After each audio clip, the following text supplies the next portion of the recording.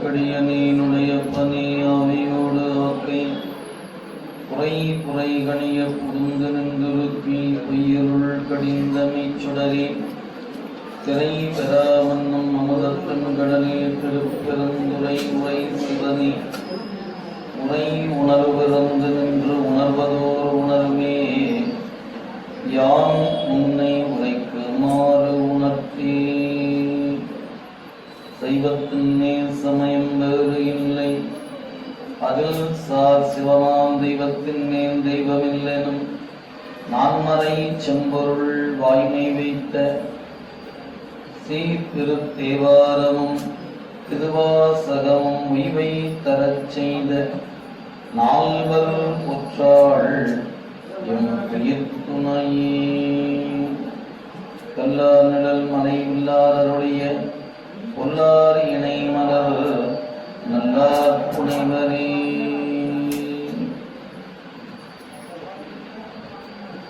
இல்லாமல்ல மாதொரு பாதம் நோக்கி மண்ணு சிற்றம்பலத்தில் ஆதியும் முடிவும் இல்லா அற்புத கூத்தாடுகின்ற சிவகாம சுந்தரி அம்மையுடனாகிய ஞானப்பெரும் கூத்தருடைய திருவடி தாமரைகளை மனம் மொழி மெய்களாலை வழங்கி அந்த பெருமக்களாகிய நாயன்மார்களுடைய திருவடி தாமரைகளையும் அடிநாயகனின் செந்நெறியில் ஆற்றப்படுத்திய அருக்குருநாதருடைய திருவடிகளையும் ஆசிரியர் பெருமக்களுடைய திருவடிகளையும் இனிய நேரத்தில் மனம் மொழி மெய்களாலை வணங்கி மேடையிலே வீட்டிருக்கக்கூடிய சான்றோர்களையும் பல்வேறு பகுதிகளில் இருந்து வருகை தந்திருக்கின்ற முதிரும் அன்பில் பெரும் தொண்டல் முறையில் ஈடு திருக்கூட்டமாக எழுந்தருளியிருக்கின்ற அடியார் பெருமக்களுடைய உங்களுடைய அனைவருடைய திருவடிகளுக்கும் அடியனுடைய பணிவான வணக்கங்களை உங்களுடைய திருவடிகளுக்கு உரித்தாக்கிக் கொண்டு இற்றைய நாளில்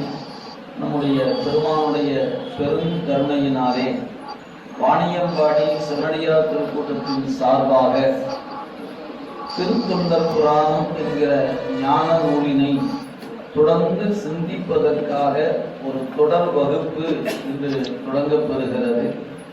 ஞான வேள்வியில் அடியவனுக்கு ஒரு வாய்ப்பு கொடுத்து உங்களை எல்லாம் சந்திக்கின்ற வாய்ப்பை தந்த திருவருளை என்னுடன் இணைந்து போற்றி மகிழ்ந்து நண்பர்களே, நம்முடைய இறைவனுடைய அளப்பெரும் கருணை என்று சொல்லக்கூடிய அந்த கருணையை உணர்வதற்கும் திருத்தொண்டு என்றால் எப்படி அமையும், எப்படி செய்ய வேண்டும் என்பதற்கும் எடுத்து சொல்லுகின்ற ஒரு ஒப்பற்ற நூல் திருத்தொண்டர் புராணம் என்று சொல்லப்பெறுகின்ற இந்த நூலாகும்.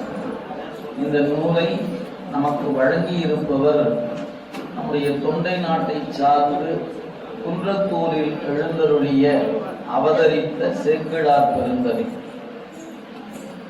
உலக வரலாற்றில் தலைவர்களை பற்றி நிறைய நூல் இருக்கிறது, ஆனால் தொண்டர்களை பற்றி சொல்லுகிற ஒரு நூல் இருக்கும் என்று சொன்னால் அது திருத்தொண்டர் புராணம் என்கிற இந்த நூல் தான் தன்னிகரற்ற நூலாக விளங்குகிறது என்பதை நீங்கள் பல்வேறு வகைகளில் நூல்களை ஆய்ந்து பார்த்தா நம்ம புலப்படக்கூடிய ஒன்று. அத்தகைய இந்த திருத்தொண்டர் புராணம் என்று சொல்லப்பெறுகின்ற பெரிய புராணமாகிய நூல் நாம் தொடர்ந்து சிந்திப்பதற்கு இங்கே 12 திருமுறைகள் என்று நமக்கு பெருமான் கருணையினால் நமக்கு கிடைக்கப்பெற்றிருக்கிறது. இறைவனை போற்றுவதற்கு நமக்கு ஒவ்வொரு சமயங்களுக்கும் ஒவ்வொரு வகையான வாய்ப்புகள் அமையப்பெறுகிறது.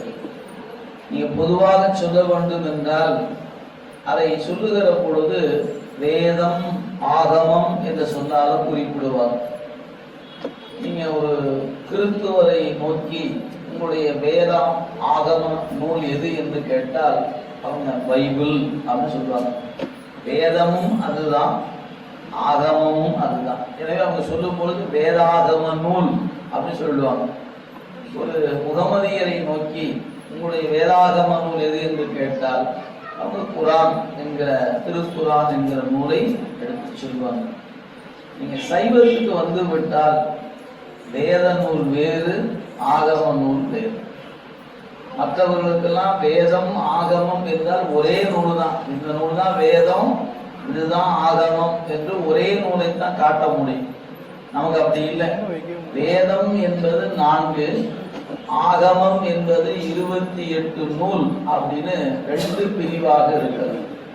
இந்த வேதம் ஆகமம் என்று 2 வகையாக இருக்கக்கூடிய நூல்களை யார் செய்தது அப்படின்னு ஒரு கேள்வி எழுமானால், மற்ற சமயங்கள்ல அந்த சமயத்தை தோற்றுவித்த ஒரு அருளாளர் அருளியதுதான் அந்த வேதாகமம் என்கிற நூல். ஆனா நமக்கு நம் சமயத்தை யார் தோற்றுவித்தார் அப்படின்னு ஒரு கேள்வி எழுமானால், சைவம் என்கிற நெறி யாரால் தோற்றுவிக்கப்பட்டிருக்கிறது என்று ஒரு கேள்வி எழுமானால், இந்த சைவம் சிவபெருமானால் தோற்றுவிக்கப்பட்ட நெறி. இது மனிதர்களால வடிவமைக்கப்பட்ட நெறி அல்ல, இறைவனால் வரையறை செய்யப்பட்ட ஒரு நெறி சைவ நெறி என்கிற நெறி. எனவே இந்த நெறியை பாதுகாக்கக்கூடிய தலைவனாக, இந்த நெறியை நமக்கு ஆற்றுப்படுத்துகின்ற வண்ணமாக அருள்வாளிக்கின்ற கைலை பெருமானே இந்த நூலுக்குரிய ஆசிரியராக இருக்கிறார். அவர்தான் வேதத்தும் அவர்தான் அருள் செய்தார், ஆகமத்தையும் அவர்தான் அருள் செய்திருக்கிறார். இப்ப நம்ம ஒரு கேள்வி எழலாம்.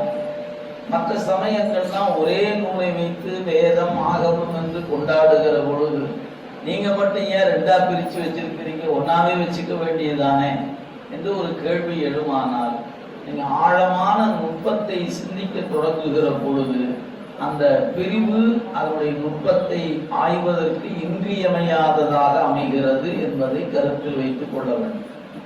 வேதம் என்பதற்கும் ஆகமம் என்பதற்குமான பொருள் என்ன?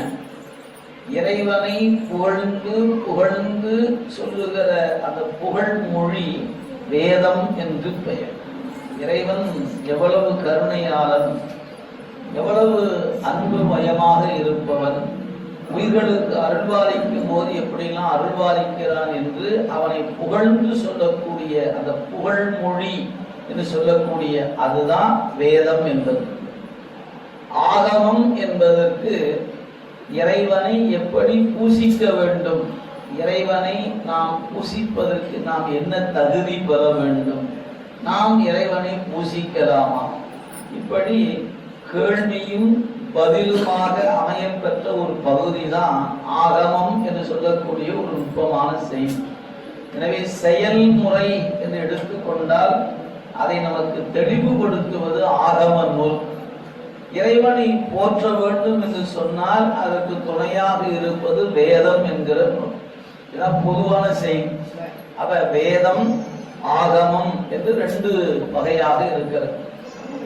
நமக்கு பெரும்பாலும் இந்த வேதம் ஆகமம் என்று சொன்னா பெரும்பாலும் நம்ம பொதுவாக கருதுவது 4 வேதம் அப்படிங்கும் போது ஒரு கருத்து இருக்கிறது, ஆகமம் என்று ஒரு கருத்து இருப்பதை பார்க்கிறோம்.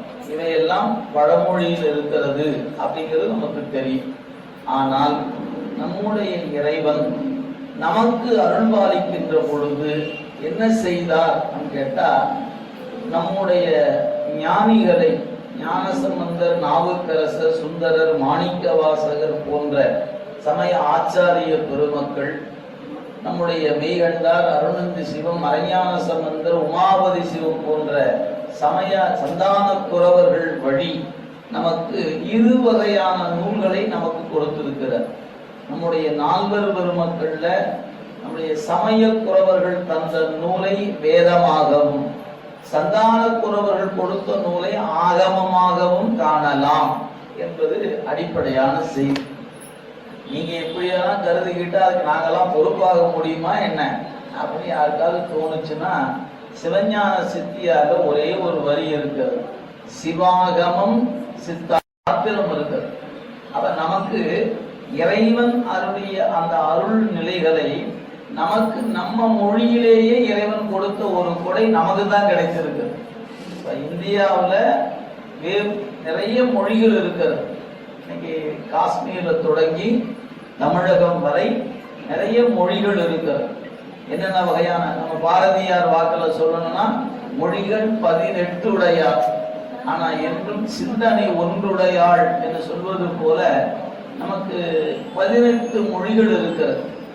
ஆனா எல்லாருக்கும் வேதாகமம் என்று எடுத்துக்கொண்டா வடமொழியில் இருக்கக்கூடிய நூலைத்தான் கையில வைக்கணும். ஆனா தமிழருக்கு வரும்போது சாமி என்ன பண்றாரு, அந்த நூல் இருக்கட்டும், நீங்க இந்த உங்களுக்காக உங்க மொழியிலேயே கொடுக்கிறேன் அப்படின்னு நமக்கு நால்வர் வழியாக, சந்தான குரவர்கள் வழியாக நமக்கு கொடுத்திருக்கின்ற இவை இறைவன் அருளிய அந்த ஆகம நூலின் நுட்பத்தையும் இறைவன் அருளிய வேதத்தினுடைய நுட்பத்தையும் நமக்கு விளங்கிக் கொள்வதற்கு நம் மொழியிலேயே கிடைக்கப்பட்டிருக்கிற பேரு தமிழருக்கு தான் கிடைச்சிருக்கு, உலகத்துல யாருக்கும் இல்லை. நீங்க அதை எண்ணி பார்த்தீங்கன்னா தான் தெரியும்.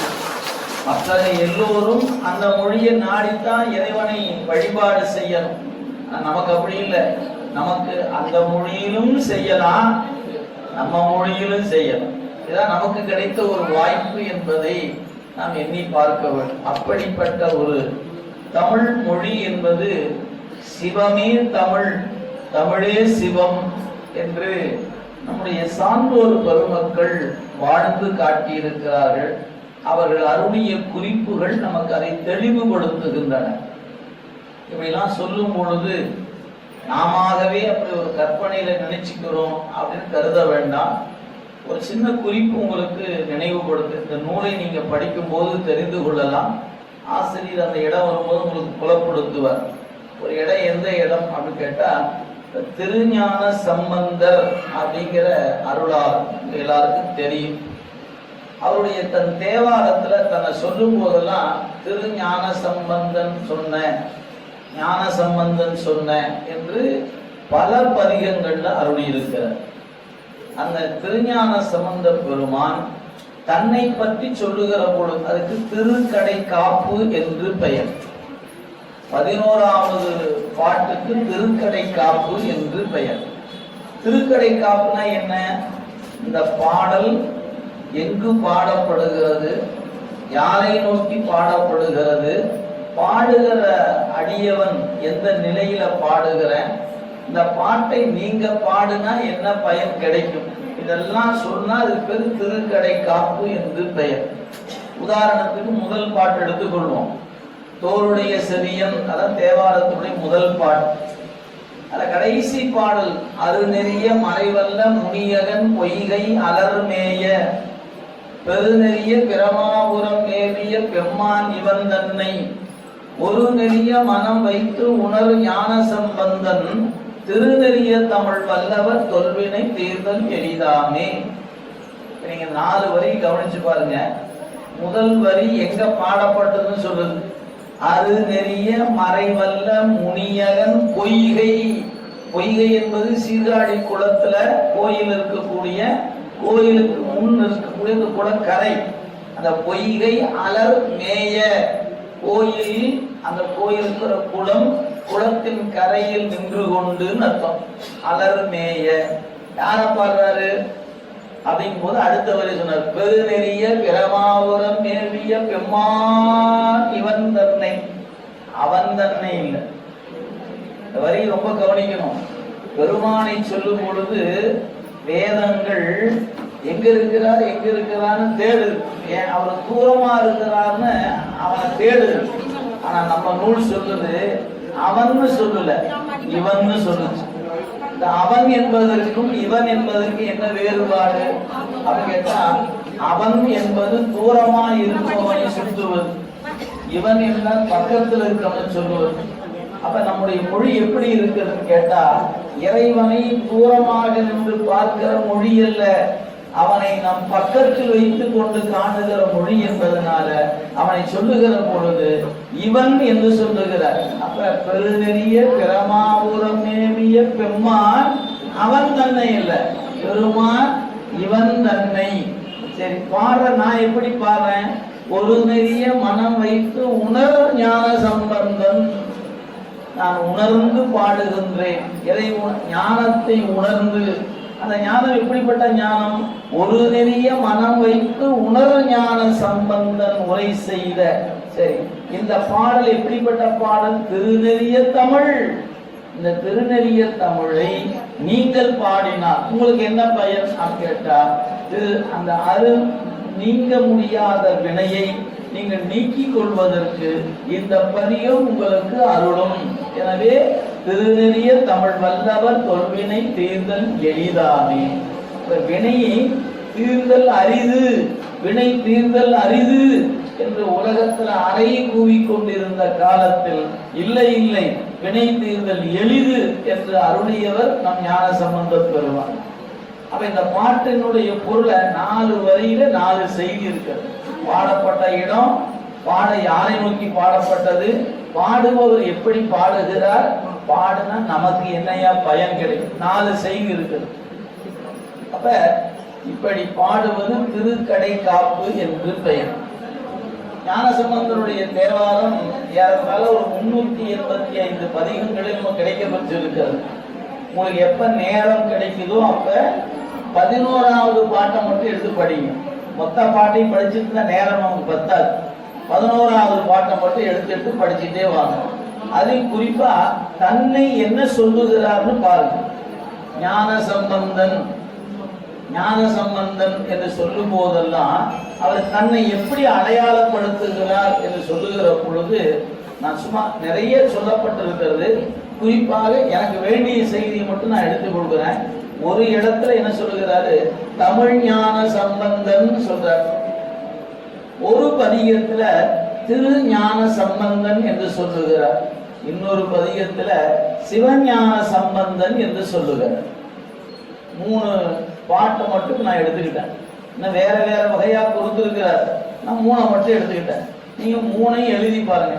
தமிழ் ஞான சம்பந்தன், திரு ஞான சம்பந்தன், அதுக்கப்புறம் சிவஞான சம்பந்தன் அப்படின்னு எழுதிக்கிட்டா நம்ம கணிதத்துல பாத்தீங்கன்னா மேல 2 இருக்குது, கீழே 2 இருக்குது, அடிச்சு விடுது. மேல இருக்கிற நம்பர் கீழே நம்பர் ஒன்னாந்தான் அடிச்சு விட்டுட்டே வருவோமா? சரி, சம்பந்தன் இங்க இருக்குது, இங்க இருக்குது, ஞானம் அங்க இருக்குது, இங்க இருக்கு, இங்க இருக்குது. எஞ்சி நிற்பது எதுன்னு பாத்தீங்கன்னா தமிழ், திரு, சிவ. அப்ப இந்த 3 ஈக்குவல்னு அர்த்தம். சம்பந்தம் சம்பந்தம், ஞானம் ஞானம் ஞானம். அப்ப முதல்ல இருக்கிற 3 சொல்லுக்கு என்ன பொருள்? திரு என்பது இசிக்கோட்டு, சிவம் இசிக்கோட்டு தமிழ். அவ்வளவுதான். நீங்க போய் கால்குலேட் பண்ணி ஆராய்ச்சி பண்ணி அதெல்லாம் பண்றது அப்பாலம். நமக்கு வேண்டியது அவர் தேவாரமே சொல்லுதுயா, தமிழே சிவம், தமிழே சிவம். இவ்வளவு நமக்கான ஆராய்ச்சி. எனவே அத்தகைய திருநெறிய தமிழ் என போற்றப்படுகிற இந்த மொழி இறைவன் அருளால் அருளப்பட்டிருக்கிறது. நாம பாடுகிற பாட்டு எதுவுமே கவிஞர்களால் பாடப்பட்ட பாடல் அல்ல. அது பேர் இயற்றுதல்னு பேர். இன்னைக்கு எத்தனையோ புலவர்கள் பாடல் பாடுகிறார்கள், அரசு விருது கொடுக்கிறது, காலகாலமாக பாடிக்கொண்டிருக்காங்க. அவெல்லாம் இயற்றப்படுகிற பாடல். ஆனா நம்முடைய பெருமக்கள் பாடிய பாடலுக்கு இயற்றியது என்று பொருள் அல்ல, அருளியது. ஞானசம்பந்த பெருமான் அருளியது, திருநாவுக்கரசு பெருமான் அருளியது, நம்பி ஆரூர பெருமான் அருளியது, மணிவாசக பெருமான் திருவாய் மலர்ந்து அருளியது. இப்படிதான் நமக்கு சொல்லுகிற குறிப்பு. அப்ப அருளல் என்பதற்கும் இயற்றுதல் என்பதற்கு என்ன வேறுபாடு கேட்டா, இந்த இயற்றுதல் பேப்பரும் பேனாவும் எடுத்து வச்சுக்கிட்டு பாட்டை எழுதும் போது கருப்பொருளை நினைச்சு எழுதி பல்லெல்லாம் அடிச்சு திருத்தி எழுதி கசிக்கு போட்டு சரியா வந்துருச்சான்னு பார்த்து எழுதுற பாட்டு. இயற்றுதல் அப்படி போயிடும். அருளல் அப்படி இல்லை. பெருமான் முன்னாடி போய் நின்னா பாட்டு அருவி போல தானா வந்து கொட்டுது. அங்க சந்தம் இருக்குதா இல்லையான்னு நீங்க பாத்துங்க. அது சந்தத்தோட தான் இருந்துச்சு. இலக்கணம் இருக்குதா இல்லையா? இலக்கணத்தோட தான் இருந்துச்சு. இசை இருக்குதா இல்லையா? இசையோடு இருந்தது. இசை இருந்தது, இயல் இருந்தது, நாடகத்தமிழும் அதற்குள் இருந்தது. இப்படி திருவாய் மலர்ந்து அருளுகின்ற பொழுதே எல்லா வகையான இலக்கணங்களும், எழுத்து, சொல்லு, பொருள், யாப்பு, அணி என்று சொல்லக்கூடிய 5 இலக்கணம் என்று தொல்காப்பியம் சொல்லுகிற இலக்கணத்தை 3 வயது குழந்தை சீர்காழிப்பதியில குளக்கரையில் நின்று கொண்டு பாடுகிறார். அங்க எதுகை வேணுமா, மோனை வேணுமா, என்ன உங்களுக்கு வேண்டும், இலக்கணம் சொல்லுகிற அத்தனையும் அந்த முதல் பதிகம் அல்ல, ஒவ்வொரு பதிகத்திலும் அமைய பெற்றிருக்கிறது. அதனால இதுக்கு பேர் அருளப்பட்டது என்று பெயர். இது போய் இயற்றப்பட்ட பாடல்கள் அல்ல, இவை அருளப்பட்டவை. அப்படிப்பட்ட இந்த தமிழ் சிவத்தினுடைய கருணையினால நமக்கு கொடுக்கப்பட்ட ஒரு பெரிய கொடை என்பதை நாம் நினைவில் கொள்ள வேண்டும். அதான் நமக்கு அடிப்படையாகும். எனவே இறைவனை போற்றுவதற்கு எல்லா மொழிக்கும் உரிமை இருக்கிறது. ஞானசம்பந்த பெருமான் எல்லா மொழியாலும் ஏற்றும் இறைவர் என்று குறித்திருக்கிறார். அதுல வடமொழி என்று சொல்லக்கூடிய மொழியில ஏற்றுதல் நமக்கு பகையல்ல. அவங்களுக்கு தெரிஞ்சிருக்கிறது, ஏற்றுகிறார்கள். எனக்கு தெரியல, எனக்கு தெரிஞ்சதை நான் சொல்றேன், அவ்வளவுதான் செய். நமக்கு அதுக்கு மேல நம்ம உள்ள போக வேண்டியது. ஏன்னா இறைவன் அவருடைய வேதமும் ஆகமும் இருக்கும் பொழுது நீ சொல்லுகிற திருமுறையும் சித்தாந்தம் எதுக்கு அப்படின்னு சில பேர் கேட்கறாங்க இல்லைங்களா, அவங்களுக்கு தான் இந்த பதில். மற்ற மொழியில் இருப்பவருக்கு இது போல திருமுறையும் சித்தாந்தமும் இல்லை. எனவே அவங்க வேதாகமத்தை புடிச்சிட்டு இருக்க வேண்டிய அவசியம் இருக்கிறது. எனக்கு என் மொழியிலேயே இருக்கிறது, எனவே நான் அதை பற்றி கவலைப்பட வேண்டிய அவசியம் எனக்கு இல்லை. அவ்வளவுதான். அப்ப இறைவன் நமக்கு தந்த ஒரு பெருங்கொடை 12 திருமுறைகள், அந்த பக்கம் 14 சாத்திரங்கள். இந்த 12 திருமுறைகளை கொடுத்த ஆசிரிய பெருமக்கள் 27 பேர். அது சிவபெருமானும் ஒருவர். அத சிறப்பு என்னன்னு கேட்டீங்கன்னா, ஆசிரிய பெருமக்களில் தானும் ஒருவனாக இருக்கக்கூடிய பெருமை நம்முடைய 12 திருமுறைகளுக்கு இருக்கிறது. 12 என்றாலே ஒரு பெருமைக்குரிய எண் என்பது பெரியவர்கள் நமக்கு தருகிறார்கள். நம்ம பொதுவா நீங்க பார்த்தீங்கன்னா மாதங்கள் 12, ராசி 12, உயிரெழுத்து 12, சிவஞான போத சூத்திரம் 12, முருகப்பெருமானுக்கு கண்கள் 12, கைகள் 12. 12 12 சொல்லிக்கிட்டே போலாம். அத்தனை 12 இருக்குது. சரி, அப்படி ஒரு சிறப்பு 12 திருமுறைகள் அப்படின்னு அமைய பெற்றிருக்கிறது. இதுல இந்த 12 திருமுறைகளை நம்முடைய சான்றோர் பெருமக்கள் வேறு வேறு வகையாக நெறிப்படுத்தி இருக்கிறார். இவற்றையெல்லாம் நமக்கு தொகுத்து கொடுத்தவர் நம்பியாண்டா நம்பிகள் என்று சொல்லக்கூடிய ஒரு பெருமகனார். அவர் எப்படி தொகுத்து கொடுத்தார்? முதல் வகுப்புல கொஞ்சம் வரலாமா ஆசிரியர் சொல்றார். நான் சும்மா ஆங்காங்கு தொட்டு மட்டும் காட்டிட்டு செல்வது என்னுடைய வேலை. ராசராசன் திருவாரூரில் திருமுறைகளை முத காதல வாங்கினான். அப்படி வாங்கும் போது அவனுடைய நெஞ்சம் கரைந்தது. கரைந்த பொழுது பாடியவரை பார்த்து கேட்கிறார், இந்த பாடல் யாருடையது? என்னுடைய தந்தை எனக்கு சொல்லிக் கொடுத்தது. இதற்கு தேவாரம் என்று பெயர். இதனுடைய ஓலை எங்கே இருக்கிறது? ஓலையெல்லாம் இல்ல, எங்க அப்பா சொன்னாரு, நான் படிச்சேன். அவருக்கு யாரு சொன்ன? அவங்க அப்பா சொன்னார். இப்படி வழி வழியாக நாங்கள் படித்துக் கொண்டு வருகிறோமே ஒழிய மூல ஓலை என்பது எங்கள் வசம் இல்லை அப்படின்னு. அத கேட்ட மாத்திரத்து ராசராசன நெஞ்சத்துக்குள்ள ஒரு தவிப்பு ஏற்படுது. நெஞ்சத்தை உருக்கக்கூடிய இந்த பாடலுக்கான மூல ஓலை இல்லாமலா போய் இருக்கும்? நிச்சயம் இருக்க வேண்டும். எனவே புற்றிடம் கொண்ட பெருமானாகிய திருவாரூர் இருக்கக்கூடிய இறைவனிடத்துல, பெருமானே அந்த மூல ஓலைகள் இருக்கும் இடத்தை காட்டி அருள வேண்டும் என்ற விண்ணப்பத்தை முதல்ல அங்க சொல்லி வச்சுதான் ராசராசன். என்னாயிற்று? திரும்ப திரும்ப திரும்ப திரும்ப அந்த எண்ணம் அவருக்குள்ள ஓடிக்கொண்டே இருந்தது. அந்த சமயத்தில் தான் நம்முடைய தில்லைக்கு பக்கத்துல திருநாரையூர் என்ற ஒரு தலம். அந்த திருத்தலத்தில் விநாயகப் பெருமான் அருளை பெற்ற ஒருவர் இருக்கிறார் என்ற செய்தி ராசராசனுடைய காதுக்கு வந்துச்சு. அவருக்கு ஒரு பெரு விருப்பம்.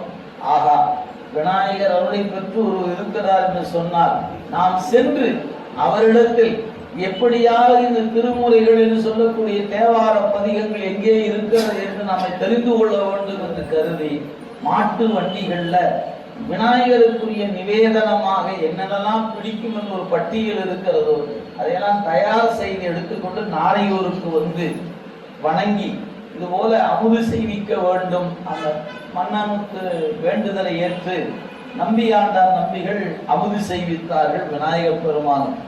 எல்லாம் முடிஞ்ச பிறகு நம்பியாண்டார் நம்பிகளிடத்தில் ஒரு விண்ணப்பம் செய்கிறார் ராசராசன். என்ன விண்ணப்பம்?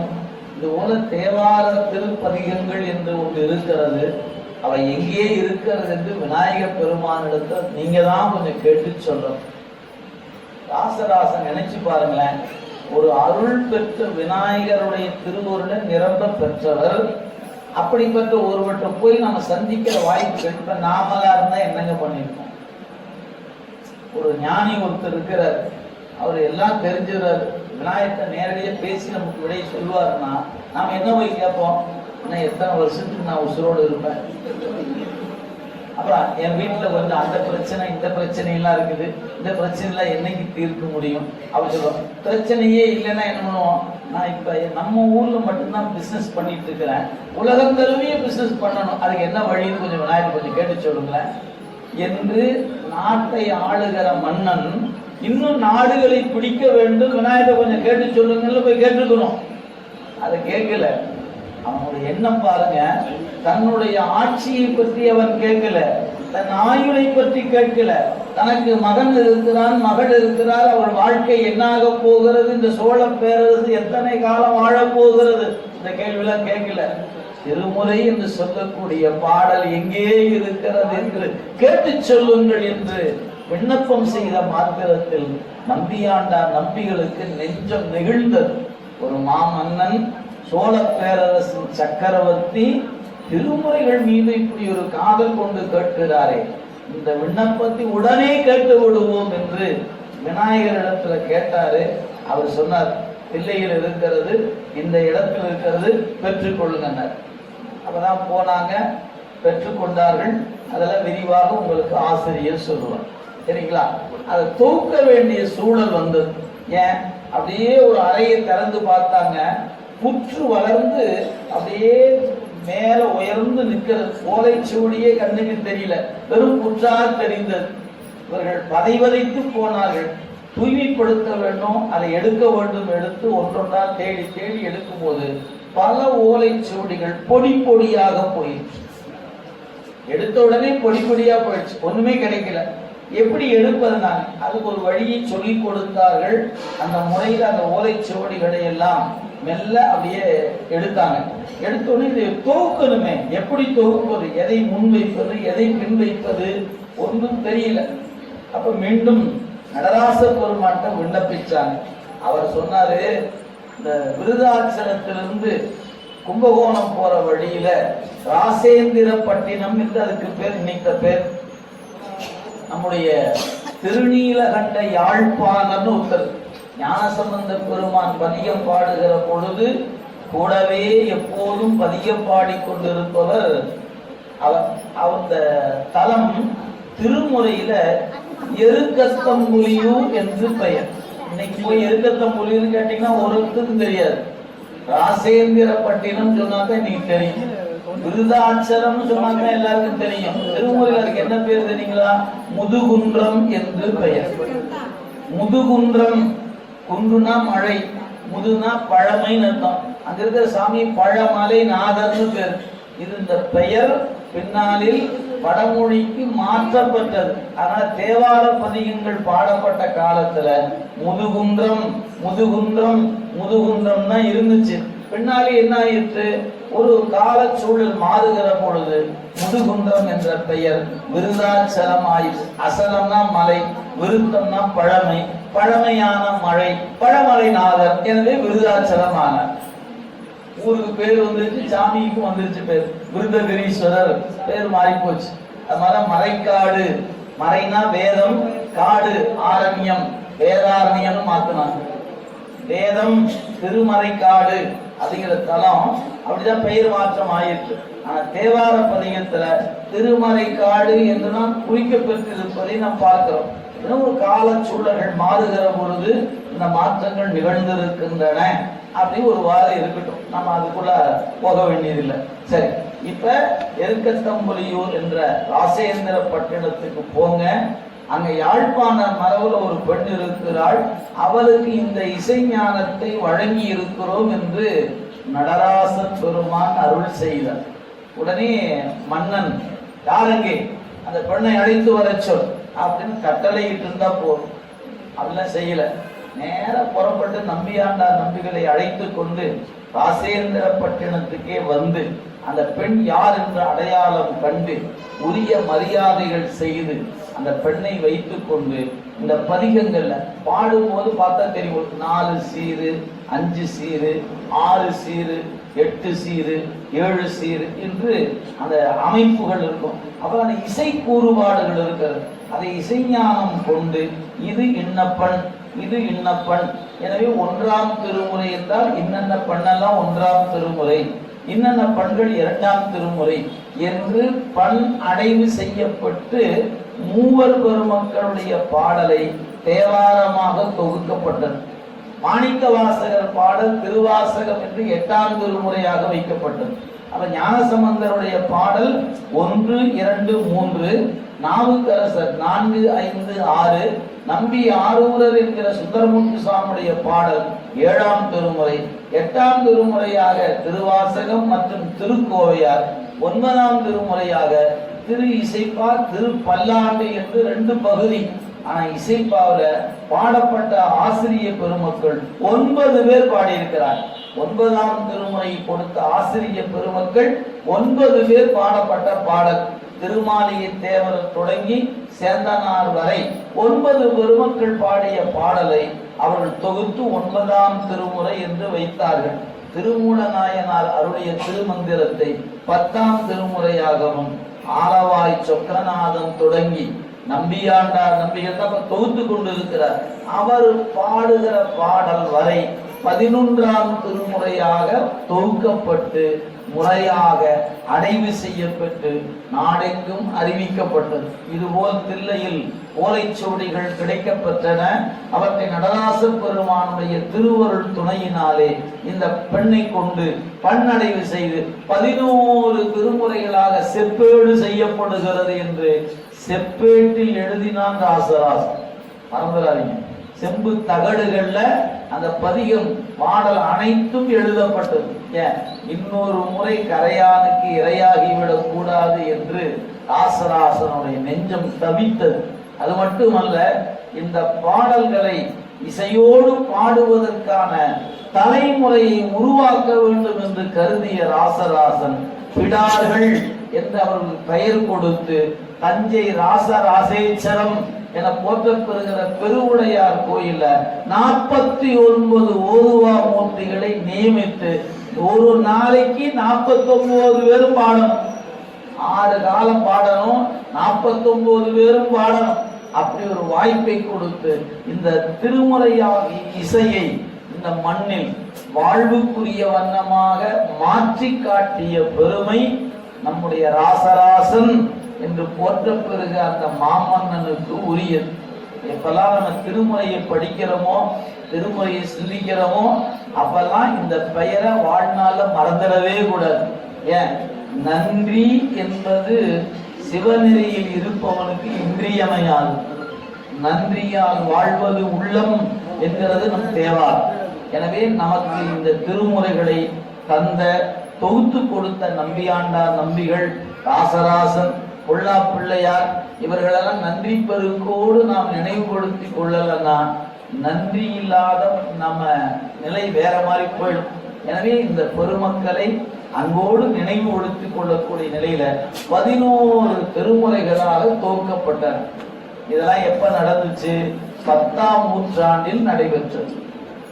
அதன் பிறகு ஒரு 200 ஆண்டுகள் கழித்த பிறகு 12ஆம் திருமுறை என்கிற இந்த திருத்தொண்டர் புராணம் தோன்றியது. எப்படி தோன்றியது? அப்பொழுது சோழ மண்டலத்தை ஆட்சி புரிந்து கொண்ட மன்னன் அனவாய சோழன் என்ற அந்த மன்னனுடைய பெயர். நம்முடைய இந்த சோழ பேரரசு அப்படின்னு பார்த்தீங்கன்னா மிக வலிமையான ஒரு பேரரசு. அதுல ராசராசன் வரும்பொழுதும் சரி, ராசராசனுடைய தந்தை சுந்தர சோழன், பராந்தக சோழன் என்று ஒரு குறிப்பிட்ட காலத்துல வலிமை பெற்ற அந்த சோழ பேரரசு பின்ன 13ஆம் நூற்றாண்டு வரை வலிமையாக இருந்தது. ஏறத்தாழ 400 ஆண்டு காலம் சிம்மாசனத்தில் அமர்ந்து வலிமையான ஒரு ஆட்சியை செலுத்திய அரசு சோழ பேரரசு. உலக வரலாற்றிலேயே 400 ஆண்டு காலம் ஒரு பேரரசு இடையறாது ஆட்சி புரிந்திருக்கிறது என்று சொன்னார். அது சோழ பேரரசு மட்டும்தான் என்பது வரலாறு. அப்படிப்பட்ட வலிமை மிக்க சோழ பேரரசுல ராசராசன், ராசேந்திரன் போன்றவர்கள் எல்லாம் நல்ல வலிமையை ஏற்படுத்தி பரந்த நிலப்பரப்பை ஆளுகைக்கு கொண்டு வந்த நிலையில அனபாய சோழருக்கு பெரிய சிரமமெல்லாம் ஒண்ணும் இல்லை. அதனால அவர் என்ன பண்ணாரு, புத்தகம் படித்து கொண்டு அப்படியே இயல்பான நிலையில கொஞ்சம் அப்படியே உலகியல் வாழ்க்கையில் அப்படியே உணர்ந்து கொண்டு இருந்தார். அப்படி இருக்கும் பொழுதுதான் சிற்றிலக்கிய நூல்கள்ல சிற்றின்பத்துக்குரிய நூல்களை எல்லாம் படித்து கொண்டு நாட்டியம் முதலானவற்றை தன் கவனத்தை செலுத்தி கொண்டு மயங்கி நிற்கிறார் அனபாய சோழர். அப்பதான் அருள்மொழி தேவர் என போற்றப்பெறுகின்ற நம்முடைய குன்றையில் பதிவார் தெய்வ சேக்கிழார் பெருந்தகை என போற்றப்பெறுகிற அவர் மன்னனுடைய அவையில் முதல் அமைச்சராக இருக்கிறார். மன்னன் தடுமாறி கொண்டிருக்கிற சூழலை கண்ட நம்முடைய அமைச்சராக இருக்கக்கூடிய நம்முடைய அருள்மொழி தேவர் என போற்றப்பெறுகிற அவர் என்ன செய்தார், மன்னா நீ படித்து மயங்கி இருக்கிற நூல்கள் இம்மை பயனோடு கழிந்து போய்விடும். இவை பயனுக்குரிய நூல் அல்ல, இம்மைக்கும் மறுமைக்கும் உரிய பயனை நீ படிக்க வேண்டும் என்று சொல்லி மன்னனுடைய அறிவை நெறிப்படுத்துகிறார் அமைச்சர் பெருந்தகை. அப்படி நெறிப்படுத்தும் போது என்ன சொல்லி நெறிப்படுத்தினார் அப்படின்னு கேட்கும் போது, சுந்தரமூர்த்தி சாமிகள் பாடிய திருத்தொண்டர் தொகை என்கிற பதிகம், நம்பியாண்டார் நம்பிகள் பாடிய திருத்தொண்டர் திரு அந்தாதி என்று ஒரு பதிகம், இந்த 2 பதிகத்தையும் வைத்துக் கொண்டு அதற்குள் இருக்கிற செய்திகளை ஒருவாறு மன்னனுக்கு சொல்லி சொல்லி அவனுடைய அறிவில் இருக்கிற மயக்கத்தை நீக்கி கொடுக்கின்றார் நம்முடைய அமைச்சர் பெருந்தகை. கேட்டுக்கொண்ட மன்னன் பிரமித்து போகிறார், வியந்து போகிறார். என்னே, இந்த அமைச்சர் சொன்ன உரை அற உரை என்னை நெறிப்படுத்தி இருக்கிறது. உடனே மன்னன் கருதுகிறான், நான் மட்டும் இந்த பயனை பெற்றால் போதாது, இந்த உலகமும் இந்த பயனை பெற வேண்டும். எனவே என்ன செய்ய வேண்டும், அமைச்சரை அழைத்தார். அமைச்சரே, நீர் எனக்கு சொன்ன அந்த கதைகளை எல்லாம், நீதி போதனைகளை எல்லாம், வரலாற்று செய்திகளை எல்லாம் ஒரு நூலாக நீ செய்து கொடுக்க வேண்டும் என்று ஒரு விண்ணப்பம் செய்கின்றார். இந்த விண்ணப்பத்தை கேட்ட மாத்திரத்தில் நம்முடைய அமைச்சர் பெருந்தகை கலங்கி போகிறார். பெருமானே, இது அவ்வளவு எளிதான காரியமா என்ன?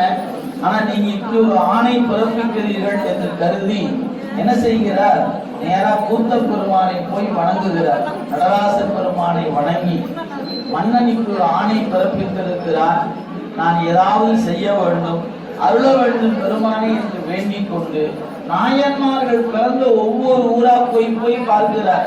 எந்தெந்த திருத்தலங்களில் நாயன்மார்கள் அவதரித்தார்களோ, திருவாமூர், சீர்காழி என்று ஒவ்வொரு ஊரா போய் பார்த்து அந்த ஊரினுடைய சூழல்களை எல்லாம் ஒரு குறிப்புகள் எடுத்துக்கொண்டார். அங்க இருக்கிற மக்களிடத்துல என்ன வழி வழியாக சொல்லப்படுகிறது செய்திகளை எடுத்துக்கொண்டார். ஒரு புத்தகம் எழுதுவதற்கு என்ன வேண்டுமோ அந்த குறிப்புகளை பூரா எடுத்துக்கொண்டார். மீண்டும் தில்லை பெருமானை வந்து வணங்குகிறார். கொண்டு வந்த குறிப்புகளை நடராச பெருமான் காலில் வச்சுட்டார். சாமி, எனக்கு தெரிஞ்ச குறிப்புகள்லாம் கொண்டாந்து காலில் வச்சுட்டேன், நீதாயா அருள் செய் வண்ணமாக உலகெல்லாம் அப்படின்னு ஒரு சொல்லு எல்லா காதலையும் போய் விழுந்துச்சு. அதுக்கு மேல சொன்னது யார் காதலையும் விடாது. எல்லாருக்கும் காதுல விழுந்தது ஒரே ஒரு சொல்லுதான் விழுந்துச்சு, உலகெல்லாம் அப்படிங்கிற சொல்லு மட்டும்தான் எல்லார் காதலையும் விழுந்துச்சு. மீதி அத்தனையும் சேக்கிழாருக்கு மட்டுமே கேட்டது. இது எப்படியா நீங்க அவ்வளவு அறுதிட்டு சொல்றீங்க, கதை சொல்லணும் ஒரு அளவு வேண்டாமாயா அப்படின்னு உங்களுக்கு தோணலாம் இல்லையா? நீங்க எப்படி தெரிஞ்சுக்கலாம் அப்படின்னு கேட்டா, நீங்க அந்த நூலை ஆசிரியர் உங்களுக்கு தொடர்ந்து பாடம் நடத்தும் போது கவனிச்சு பாருங்க. பல்வேறு வகையான குறிப்புகளை காணும் போது இது எப்படி சாத்தியமாயிடுச்சு, இது எப்படி சாத்தியமாயிடுச்சு, எப்படி ஒன்றும் புரியலையே ஐயா. தேவார திருப்பதியும் நீங்க படிச்சு பாருங்க. உதாரணத்துக்கு ஒரு பதிவு சொல்ல, உங்களுக்கு தெரிஞ்ச பாட்டு, உண்ணாமுலை உமையாரிடம் உடனாகிய ஒருவன். எங்க பாடப்பட்டது? அண்ணாமலை மேல பாடப்பட்டது. எல்லாருக்கும் தெரியும். ஆனா பாடிய இடம் திருவண்ணாமலை அல்ல. என்னது? அண்ணாமலையில பாடுனது அண்ணாமலையில இல்லையா? அரையணி நல்லூர் பெருமானை வணங்கிட்டு திருவண்ணாமலை போற வழியில பாடின பாட்டு. அப்ப இறைவனை நோக்கி சாலையில் நடந்து போகிற பொழுது பாடிய பாட்டு தான் உண்ணாமுலை உமையாளோடும் உடனாகிய ஒருவன். சரி, சாமியை போய் பார்த்தாரே, பார்த்தோன்னே என்னையா பாடினாரு? பூவார் மலர் கொண்டு அடியார் தொழுவார் புகழ்வார் வானோர். இது எப்படி தெரிஞ்சது நமக்கு? பெரிய புராணம் படிச்சங்காட்டி தெரிஞ்சிச்சு. இது நடந்து போன போது பாடினது, அது இறைவன் சன்னதியில பாடினது. திருவாரூர் போகும்போது ஒரு பாட்டு, எல்லை வந்த போது ஒரு பாட்டு, அடியார பார்த்தனே ஒரு பாட்டு. இப்படி எல்லாம் பாடுனாங்கிற செய்தி பாட்டுல இல்லை. உண்ணாமுலை உமையாரோட பதியத்துல ஏதாவது ஒரு பாட்டுல வழிநடையில் அருளியதுன்னு குறிப்பு கொடுத்திருக்கிறாரா ஞானசம்பந்த பெருமான்? இல்ல. அப்புறம் எப்படி நீங்க வழிநடையில போகும்போது பாடுனது எப்படியா சொன்னாரு? இப்பதான் நீங்க ஒரு செய்தி நினைவு வைத்துக் கொள்ளணும். என்ன செய்தி அப்படின்னு கேட்டா, திருநாவுக்கரசு பெருமான் நம்முடைய இன்னம்பர்னு ஒரு தலம் சுவாமிமலைக்கு பக்கத்தில் இருக்கிறது. திருப்புறம்பயம், இன்னம்பர், வைகாவூர் பக்கம் பக்கமா இருக்கக்கூடிய தலங்கள். அதுல இன்னம்பர்னு ஒரு தலம். அங்க ஒரு தேவாரம் பாடுறார். அவருடைய திருப்பதிகத்துல ஒரு பாட்டு. என்ன பாட்டு? தொழுது தூமலர் தூவி துதித்து நின்று அழுது காமுற்று அறற்றுகின்றாரையும் பொழுது போக்கி புறக்கணிப்பாரையும் எழுதும் கீழ்கணக்கு இன்னம்பர் ஈசனே. இந்த பாட்டு என்ன சொல்லுகிறது? யாரெல்லாம் கோயிலுக்கு வந்தாங்க, யாரெல்லாம் கையெடுத்து கும்பிட்டாங்க, யாரெல்லாம் பூ கொண்டு வந்தாங்க, யாரெல்லாம் விளக்கேற்றினார்கள், யாரெல்லாம் குப்பை எடுத்து ஓரமா போட்டாங்க, யாரெல்லாம் குப்பையெல்லாம் போட்டாங்க. மறந்துடாதீங்க, ஒவ்வொரு செயலும் கண்காணிக்கப்பட்டு இறைவன் தன் குறிப்பிட எழுதினாராம். யாரெல்லாம் பெருமானுக்கு முன்னாடி நின்று காதலாகி கசிந்து கண்ணீர் மல்கி நிற்கிறார்கள் என்று இன்னம்பர் ஈசன் எழுதி கொண்டே இருக்கிறாராம் ஒவ்வொரு நாளும்.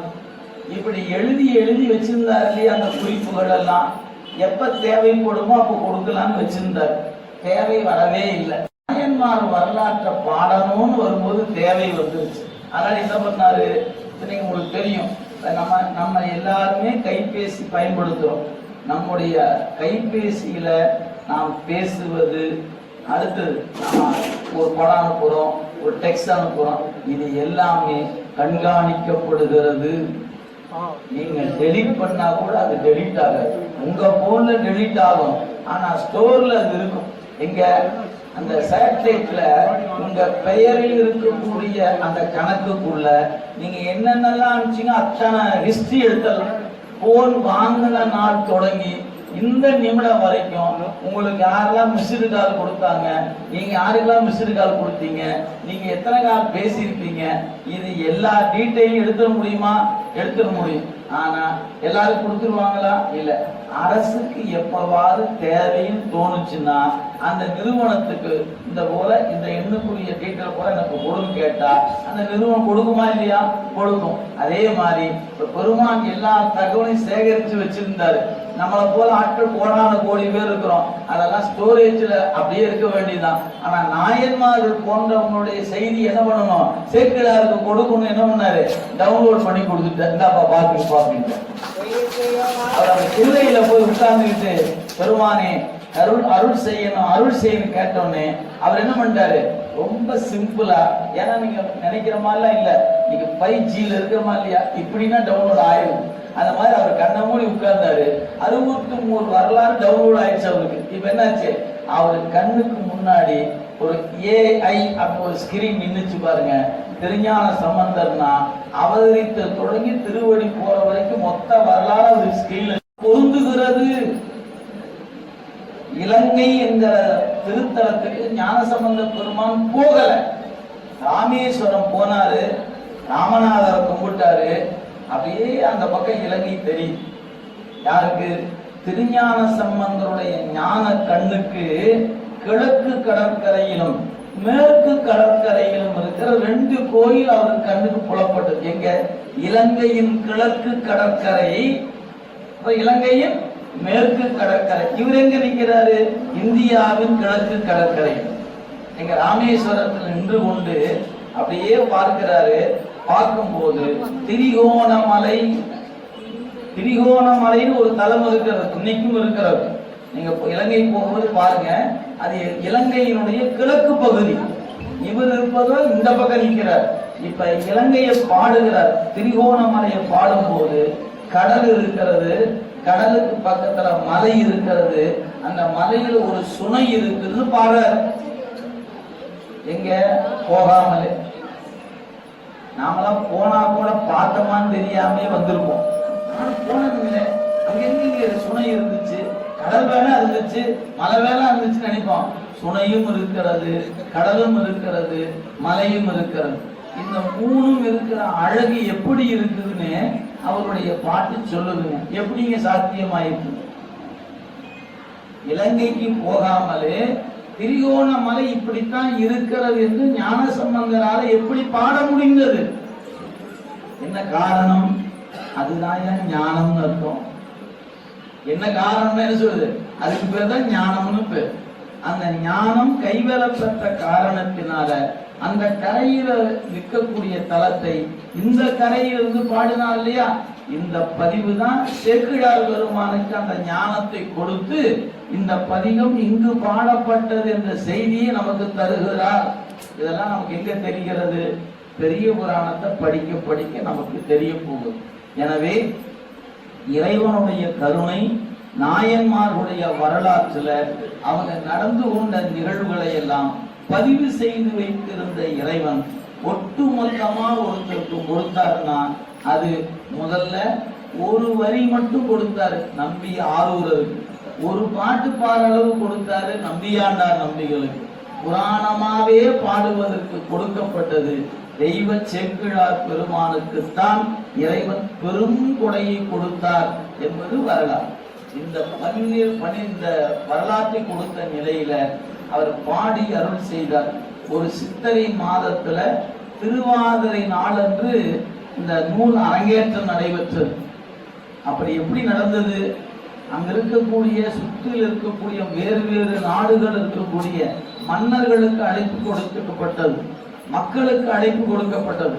எங்கள் நாட்டில் எங்களுடைய அமைச்சர் ஒரு அற்புதமான புராணம் பாடி இருக்கிறார், அதன் அரங்கேற்றமானது தில்லையில் ஆயிரங்கால் மண்டபத்தில் நடைபெறுகிறது, எல்லோரும் வருக, திருவருள் பெருக என்று அனபாய சோழர் ஓலை அமைச்சார். சரி, எல்லாரும் வந்தாச்சு.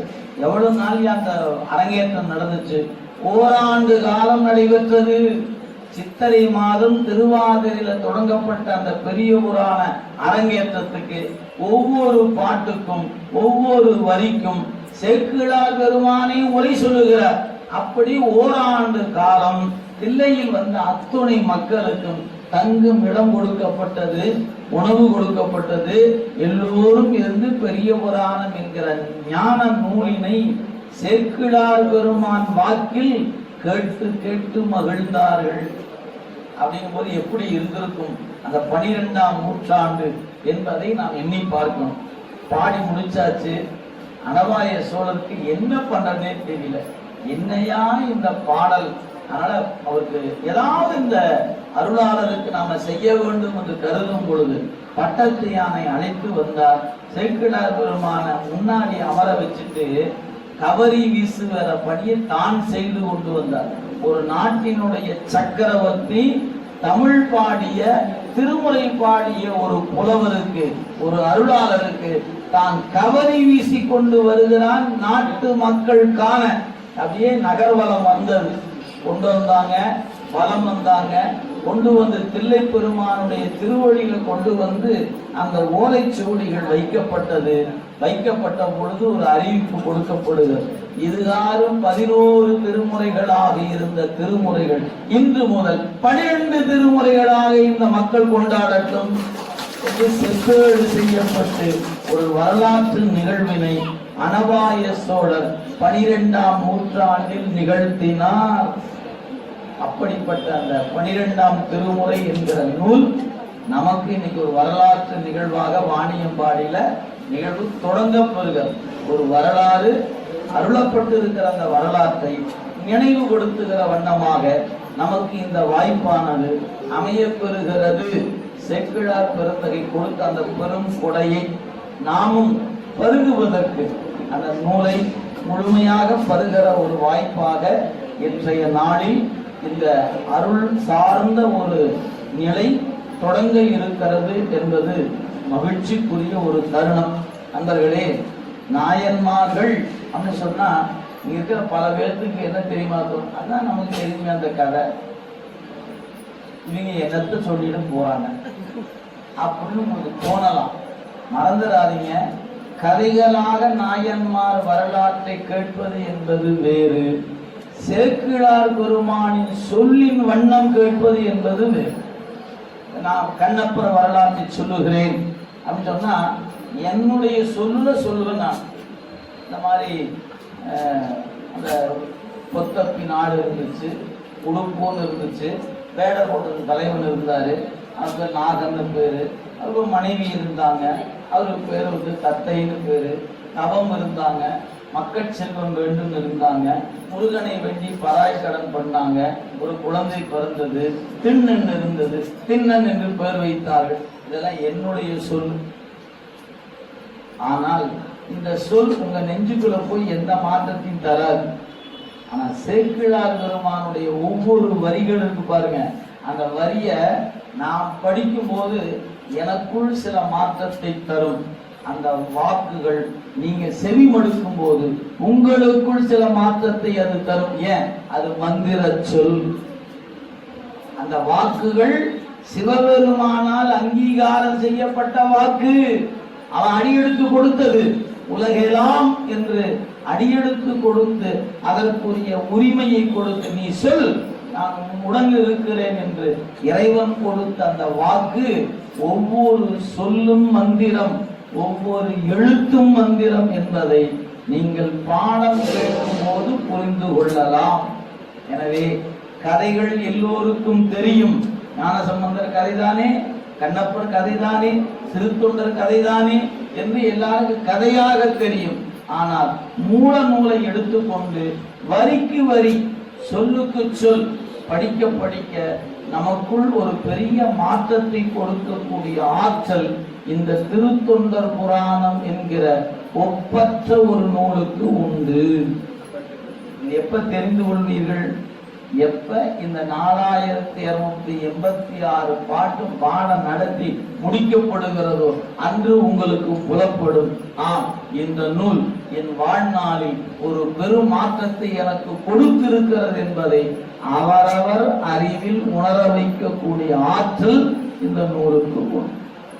அப்படிப்பட்ட ஒரு நூல் ஏதோ ஒரு வகுப்பாமா பெரிய புராணங்கிறாங்க, ஏதோ ஒரு அப்படி கருதி விடாதீர்கள். இது எத்தகைய நூல் அப்படின்னு கேட்டா, இறைவன் அளவற்ற கருணையாளன். நாமெல்லாம் நினைச்சிட்டு இருக்கிறோம் என்னன்னு, சிவபெருமான் ஐயா அந்த சாமியா பயமாச்சே, சோதிப்பாரு, இந்த சாமி படுத்துற பாடு படாத பாடாச்சு, ஏங்க நீங்க வேற அந்த சாமி கும்பிட்டா எளிமையா அருள் பண்ணிடுவாரு, இந்த சாமி கும்பிட்டா எளிமையா அருள் பண்ணுவாரு அப்படின்னு நாமெல்லாம் நினைச்சிட்டு இருக்கிறோம். சிவபெருமானை போல எளிவந்த கடவுள் இந்த உலகத்தில் இல்லை.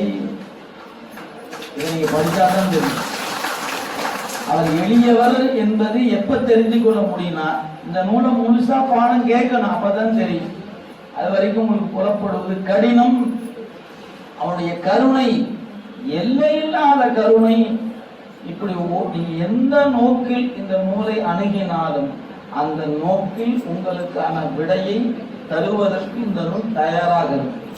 நமக்கு எத்தனை வகையான ஐயப்பாடுகள், அந்த ஐயங்களை எல்லாம் தீர்த்து தருகிற ஆற்றல் இந்த பெரிய புராணம் என்ற ஒரு நூலுக்குள்ள இருக்கு.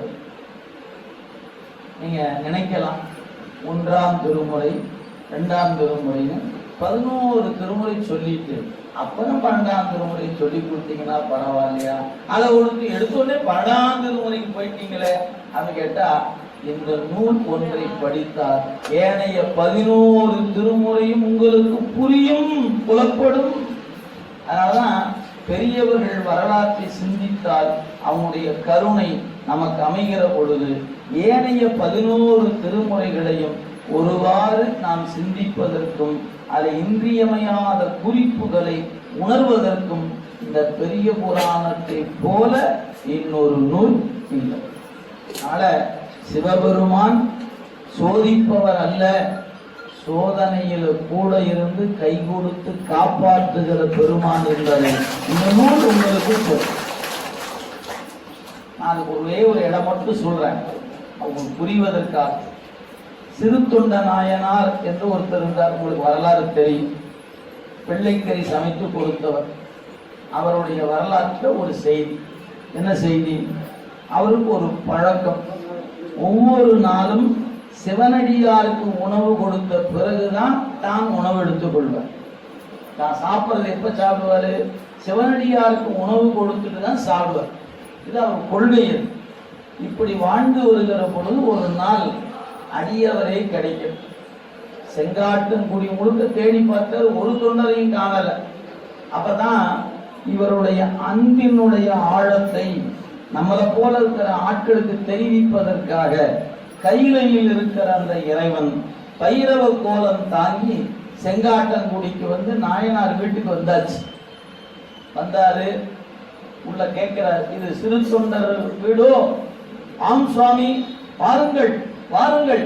அவன் பணிப்பெண் விழுந்து பணிந்து உள்ள கூப்பிடுறார். சிறு தொண்டர் உள்ள இருக்கிறாரா அப்படி கேட்கறக்குள்ள மனைவியார் ஓடி வந்து விழுந்து வணங்கி, சுவாமி எழுந்தருள வேண்டும், சிவனடியாரை தேடித்தான் சென்றிருக்கிறார், நீங்கள் உள்ளே எழுந்தருள வேண்டும் அப்படின்னு அவங்க வெண்காட்டு நங்கை என்றும் சந்தன தாதியார், பணிப்பெண்ணுக்கு பேர் சந்தன தாதியார், மனைவியாருக்கு பேர் வெண்காட்டு நங்கைன்னு பேர். 2 பேரும் வணங்கி வரவேற்கிறாங்க. அவர் சொன்னாரு, ஆண் துணை இல்லாத வீட்டுக்கு நான் வரமாட்டேன். நான் யார் தெரியுமா? வடநாட்டு துறவி. நான் கோயில போய் ஆத்தி மரத்தின் கீழே இருப்பேன்.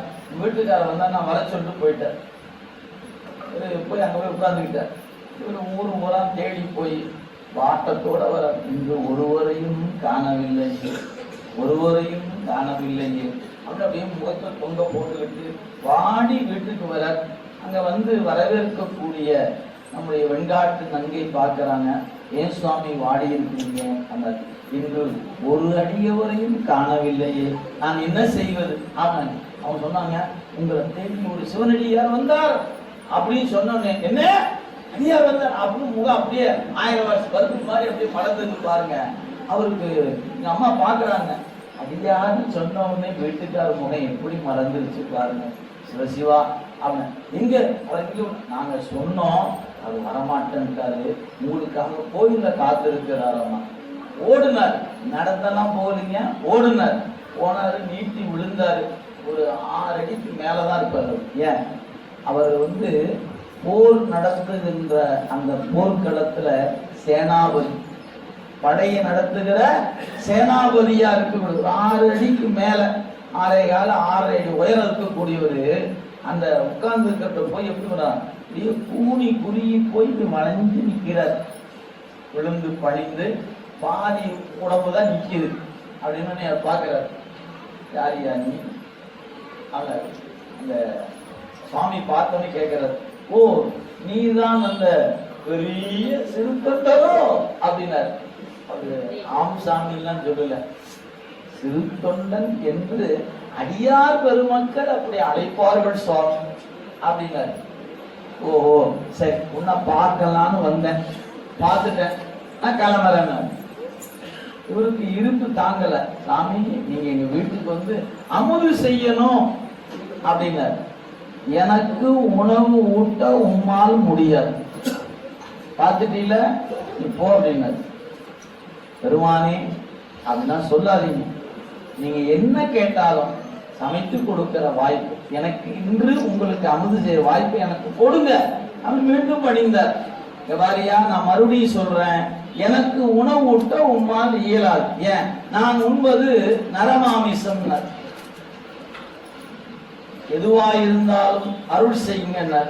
அவர் ஒரு பெரிய ஒரு கண்டிஷன் போட்டாருங்க. எது? அதாவது நான் நினைக்கிற மாதிரி ஆடு மாடு சாப்பிட்ற ஆள் இல்லையா, மனுஷனை சாப்பிட்ற ஆள் நான். புரியுதா? அதுவும் எப்படி இருக்கணும்?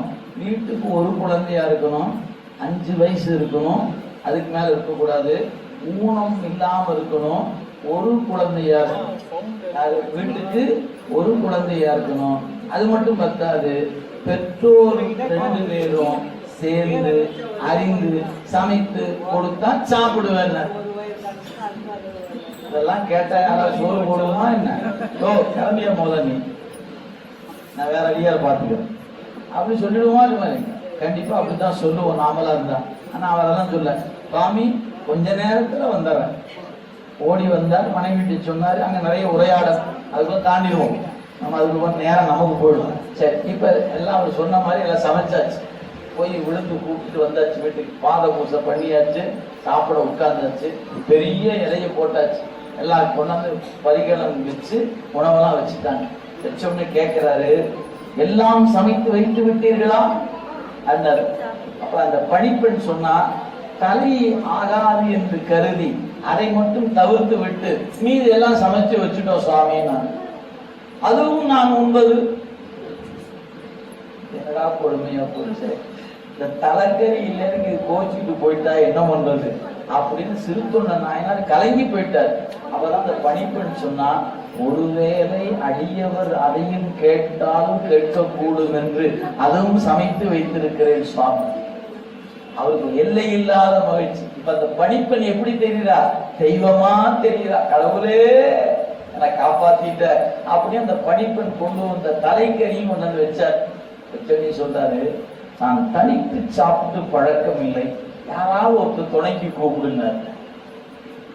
என்னையா ஒருத்தரும் இல்லாததாயா உன்னை கூட்டிட்டு வந்து உட்கார்ந்து வச்சிருக்கிற, நீ வேற போய் இன்னொரு யாராவது ஒருத்தர் கூப்பிடுங்கிற, எங்க போடு நானு அப்படின்னு கேள்வி கேட்கணும். ஒரு கேள்வி கேட்கல சாமி. ஒரே நிமிடம் தேடி பார்க்கணும். வெளியே வந்தாரு, சுத்தி பார்த்தாரு, திரும்பி உள்ள வந்தாரு. பெருமானே, ஒரு அடியவரையும் காணல, நீங்க விருப்பப்பட்டா எது திருநீர் பூசுங்கிற பார்த்து பார்த்து பூசுருவோம். நான் அடியாரெல்லாம் இல்லை. அவர் என்ன சொல்ல பாருங்க, நான் சிவனடியாரெல்லாம் இல்லை, திருநீர் பூசுவதை பார்த்து பார்த்து பூசுபவன் தான். நீங்க என்ன அடியான்னு நினைச்சீங்கன்னா நான் உட்காரட்டுமா பக்கத்துல? அந்த சாமி சொன்னாரு, உன்ன போல திருநீர் பூஜனம் யார் யார் உட்கார் அப்படின்ட்டு பக்கத்துல உட்கார்ந்தாச்சு. இலையை போடுங்கன்னாச்சு. போட்ட உடனே சொன்னாரு, இதுல இருக்கிற பாய் அங்க வை. அந்த தன்னுடைய பிள்ளைய கரியா சமைச்சு வச்சிருக்கிறாங்க, பாதி வைக்க சொல்றாரு. எடுத்து வச்சாச்சு. அது சைவமா அசைவமா ஆராய்ச்சினா அப்புறமே வச்சுக்குவோம், சரிங்களா? இப்ப எடுத்து வச்சாச்சு. இப்ப உட்கார்ந்தவருக்கு என்ன தோணும்? இந்த சாமி அடுத்தது கேட்கறதுக்குள்ள போது சாப்பிட வழி பார்ப்போம் அப்படி என்ன பண்ணாரு, நேரா எடுத்து வச்சு தண்ணி நம்ம சாப்பிட பண்ணிக்கணும், அன்னம் பாலிக்கும் அந்த மாதிரி எல்லாம் தண்ணியெல்லாம் தெளிச்சு சாமியில வந்து கையை எடுத்து சாப்பிட போய் கையை வச்சாரு பாருங்க. பக்கத்துல இருந்தவர் என்ன பண்ணாரு, கையை டக்கு குடிச்சாரு. 6 மாசத்துக்கு ஒரு தடவை சாப்பிட நானே இன்னும் சாப்பிட ஆரம்பிக்கிறேன், உனக்கு என்ன அவசரம் அப்படின்னா பாருங்க. கடவுள் நீ அடுத்து என்ன சொல்ல போறான்னு தெரியலன்னு அப்படியே அவரை பார்க்கிற. இந்த இடத்தோட நான் நிறுத்திக்கிறேன். இப்ப நீங்க சிந்திக்கணும், சாப்பாடு போட்டு சாப்பிட்ற நேரம் கையை பிடிச்சா எப்படிங்க இருக்கும்? நீங்க தான் அந்த ஆளுங்க வச்சுக்க என்ன பண்ணுவீங்க? கையை உதவிக்கும், ஜோறு வேணா போடான்னு வச்சு போயிடுவீங்க இல்லையா? சாப்பிட உட்கார வச்சு இலைய போட்டு, வெறும் இலைய போட்டு ஒரு நிமிஷம் அவர் வர எந்திரிங்கன்னு கோச்சுட்டு போயிடுவோம். சாப்பாடே பரிமாறல. சார் ஒரு முக்கியமானது வராரு, நீங்க ப்ளீஸ் நீங்க அடுத்த பந்தியில் உட்காந்துக்கிறீங்களான்னு சொல்லி பாருங்க. உட்கார்ந்தாலும் எஞ்சி உட்காந்து சாப்பிட்டு போவானே என்ன போயா உன் ஜோறு நீ எஞ்சி போயிடுவாங்க. இலைக்கே நீங்க சோறையே வச்சாச்சு, கையை வேற வச்சாச்சு. வச்ச உடனே கப்புன்னு பிடிச்சாரு பாருங்க. இப்ப பார்க்க உங்களுக்கு என்ன தோணும்? சாப்பிடவுடாம இந்த சாமி கையை பிடிக்கிறேயான்னு உங்களுக்கு தோணும். ஆனா உண்மை என்ன தெரியுங்களா? இறைவன் ஏன் கை பிடிச்சா தெரியுங்களா? இது நாள் வரை சிவனடியார் சாப்பிட்ட பிறகுதாயா நீ சாப்பிடுவ, இன்னைக்கு போய் அவசரப்பட்டு சாப்பிட்டீங்கன்னா உன் கொள்கை என்ன ஆகுது? இன்னைக்கு நீ போயிட்டு அவசரப்பட்டு சாப்பிடலாமா நீ அப்படி சாமி என்ன பண்ணாரு? உங்களுக்கு வெளிப்புறவா பார்க்கும்போது கதையா கேட்டீங்கன்னா சாப்பிடுறது தடுத்த மாதிரி தெரியும். ஆனா புராணத்தை வகுப்புல கேட்டீங்கன்னா அது தடுக்கப்படவில்லை. அவருடைய திருத்தொண்டு கைப்பிடித்து காப்பாற்றி கொடுத்திருக்கிறான் கண்ணுதற் பெருமான். அதுக்கு நீங்க மூலத்தை படிக்கணும். இந்த நூலை படிச்சாதான் இது போல நுட்பமான செய்திகள் உங்களுக்கு புலப்படும். இப்படி ஒவ்வொரு நாயன்மார் வரலாற்றுக்குள்ளும் கொட்டி கிடக்கு. அதையெல்லாம் நேர் வகுப்பில் வந்து காண்க இல்லையா? சார் என்னை பதிவு பண்ணி கொடுத்துருங்க, நான் அப்படி வீட்டில் போகும்போது கேட்டுக்கிறேன், காரில் போகும்போது கேட்டுக்கிறேன், சமைக்கும் போது கேட்டுக்கிறேன். கேட்கலாம், ஆனால் நேரில் கேட்பது போல பதிவு செய்து கேட்பது அவ்வளவு இன்பத்தை கொடுக்காது. அதாவது நான் குறிப்பு எழுதுறேன், அவசர அவசரமா எழுதுறேன், பத்தலை, எனவே நான் பதிவு பண்ணி திருப்பி போட்டு கேட்டு பதிவு பண்ணிக்கிறதுக்கு வேணா அது நீங்க பதிவுகள் பயன்படும். ஆனால் நேர்முகமாக கேட்பது போல ஒரு இன்பத்தை நீங்க வெறும் பதிவுகள் கொடுக்குமான்னு கேட்டா நிச்சயமாக கொடுக்காது. எனவே அன்பர் பெருமக்களே, இப்படிப்பட்ட ஏராளமான செய்திகள் இந்த ஞான நூலுக்குள் கொட்டி கிடக்கிறது. கொட்டி கிடக்கிறது.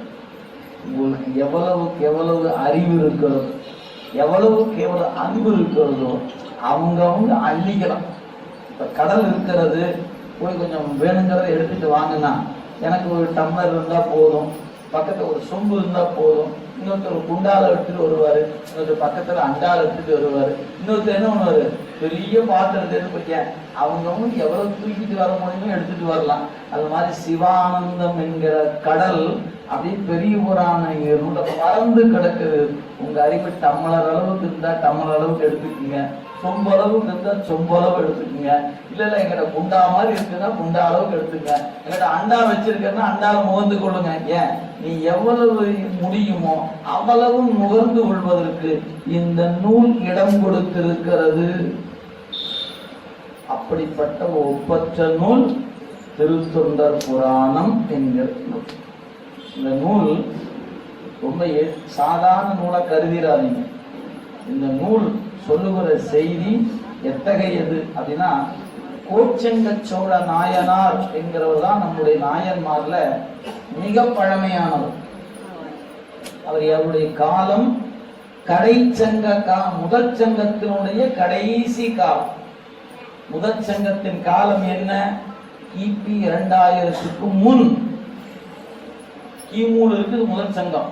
அந்த முதற் சங்கத்தினுடைய கடைசி காலத்தில் வாழ்ந்தவர் கோச்செங்க சோழ நாயனார் என போற்ற பெறுகிற அடியவர்.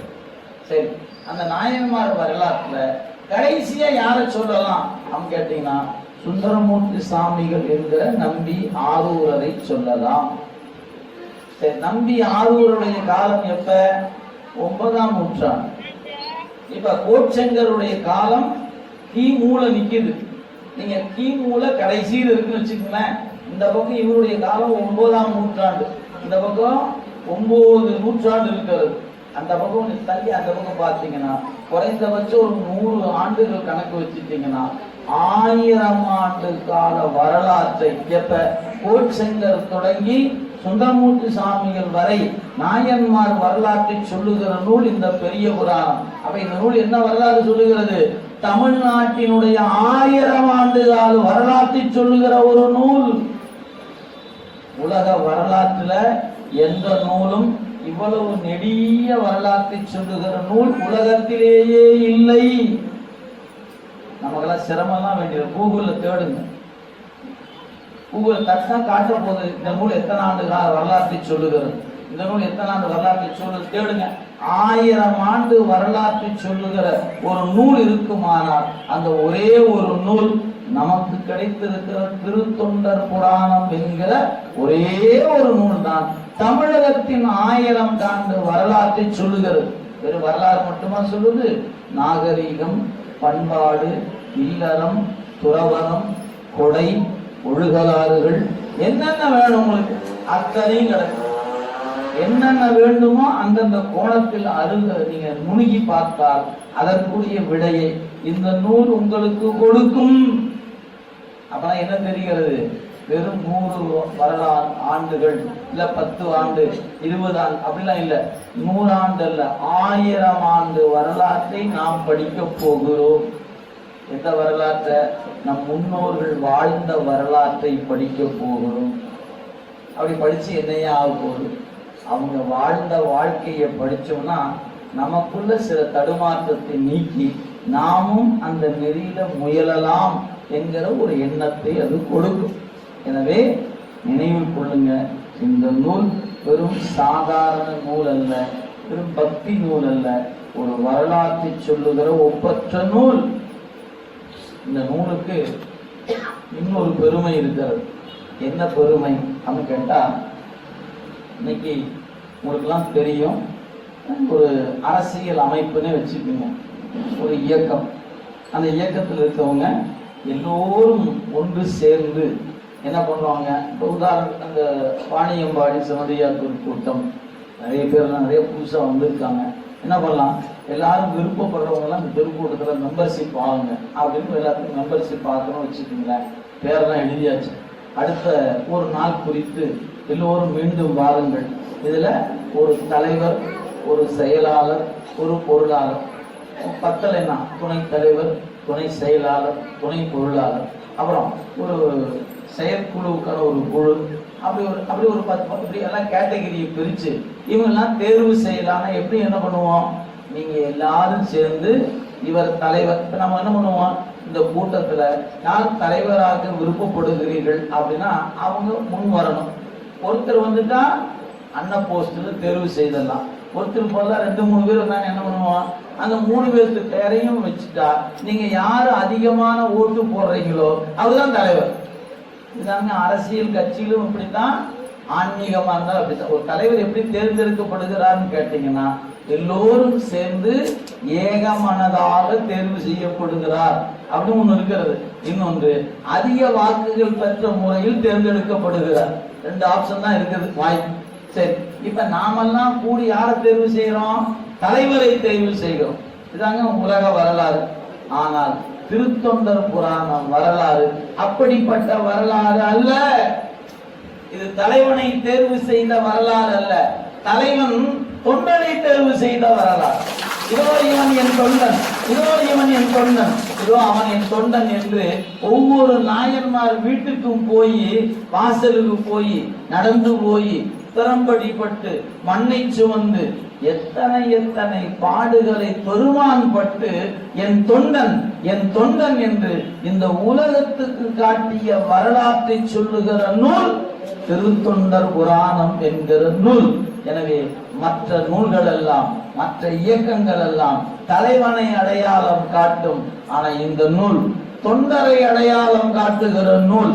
அப்படிப்பட்ட ஒரு நூலை நாம் சிந்திப்பதற்கு, வாசிப்பதற்கு, அதை தொடர்ந்து வகுப்பாக கேட்கக்கூடிய புண்ணியத்தை எந்த பிறவியிலேயோ செய்த புண்ணியத்தினால நமக்கு வாய்க்கப்பெறுகிறது.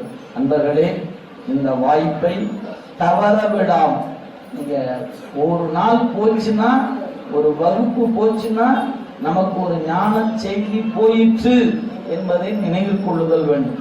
எனவே தொடர்ந்து நீங்க இந்த வகுப்புல கலந்து கொள்ளத்தான் நமக்கு அறிவுக்குள்ள இருக்கிற அறியாமை அகன்று அறிவு விளக்கம் பெறுவதற்கும் சிவபெருமான் மீது பக்தி பெருகுவதற்கும் இந்த நூல் நமக்கு மிகவும் துணையாக இருக்கும். கடைசியா நிறைவாக ஒரே ஒரு செய்தியை சொல்லி என்னுடைய உரையை நிறைவு செய்கின்ற அன்பர்களே, நம்முடைய 12 திருமுறைகள்ல 11 திருமுறைகளுக்கு பெரியவர்கள் ஒரு குறிப்பு கொடுத்திருக்கிறாங்க. என்னன்னு கேட்டா, முதல் 9 திருமுறைகளுக்கு இசை கூடிய வகையில் அமைய பெற்றிருக்கிற ஒரு பாங்கு.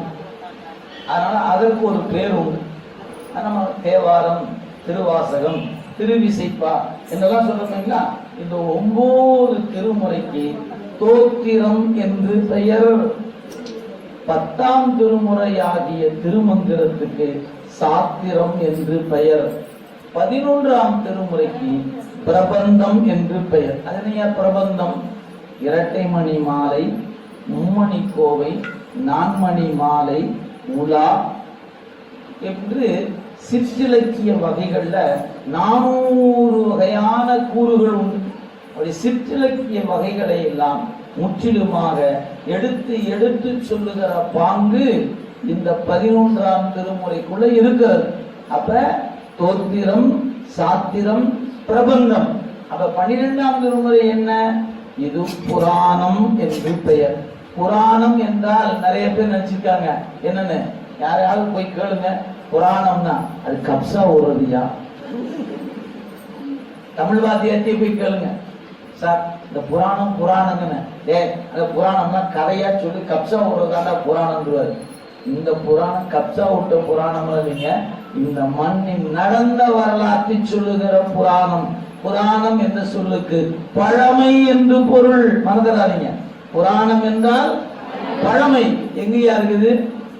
சிவபுராணம் என்ற தலைப்பு இருக்குதா? திருவாசகம் எல்லாரும் வீட்டுல வச்சிருப்பீங்க. வீட்டுல போய் திருவாசக புத்தகத்தை எடுத்து சிவபுராணம் என்ற தலைப்பு கீழே ஒரு அடைப்பு குறியில் ஒன்று எழுதியிருப்பாங்க, படிங்க. சிவனது அனாதி முறைமையான பழமை. அது பேர் என்னது? சிவனது அனாதி முறைமையான பழமை. அப்ப புராணம் என்று சொல்லுங்க, என்ன பேரு? பழமைன்னு பேரு. கடந்த கால வரலாற்றை நாம் இன்னைக்கு படிப்பதுதான் இன்றைய வாழ்க்கையை செப்பம் செய்வதற்கான வாய்ப்பு என்பதை நீங்கள் கருதி வைத்துக் கொள்ள வேண்டும் என்று சொல்லி இந்த நூல் திருத்தொண்டர் புராணம் என்ற நூலானது நம்முடைய பண்பாட்டை, நாகரீகத்தை, பக்தியை, தத்துவத்தை, உலகத்தில் என்னென்ன உண்டோ அத்தனையும் தன்னகத்தே கொண்டிருக்கின்ற இந்த நூல் நமக்கு கிடைத்த பெரும் கொடை. அந்த கொடையை நமக்கு கொடுத்த சேக்கிழார் பெருந்தகை. இந்த மண்ணில் 2 பெருமக்களுக்குத்தான் தெய்வ புலவர் என்கிற அடைமொழி உண்டு. ஒருவர் திருவள்ளுவர், மற்றொருவர் தெய்வ சேக்கிழார் பெருமான். எனவே தெய்வ நலம் பொருந்தி இருக்கக்கூடிய நம் சேக்கிழார் பெருமான் நம் தமிழுக்கு கிடைத்த பெருமை, நம் தொண்டருக்கு கிடைத்த பெருமை, நம் சைவத்துக்கு கிடைத்த ஒரு பெரும் கொடை என்பதை நூல் படிக்க படிக்க உணர முடியும் என்பதை சொல்லி இந்த ஒப்பற்ற ஒரு நூலை ஒரு தொடர் வகுப்பாக மாதம் 2 முறை நமது பிரகாசன் ஐயா அவர்கள் உங்களுக்கு தொடர் வகுப்பு எடுக்க இருக்கிறார்கள். பல்வேறு இடங்கள்ல சைவ சித்தாந்தமும், பெரிய புராணமும், திருவாசகம், திருக்குறளும், இப்படி எல்லா நூல்களையும் ஒரு வாரம் ஆங்காங்கு உரை சொல்லி கொண்டிருக்கின்ற ஆசிரியரிடத்துல கேட்கக்கூடிய வாய்ப்பை உங்களுக்கு இறைவன் தந்திருக்கிறார்.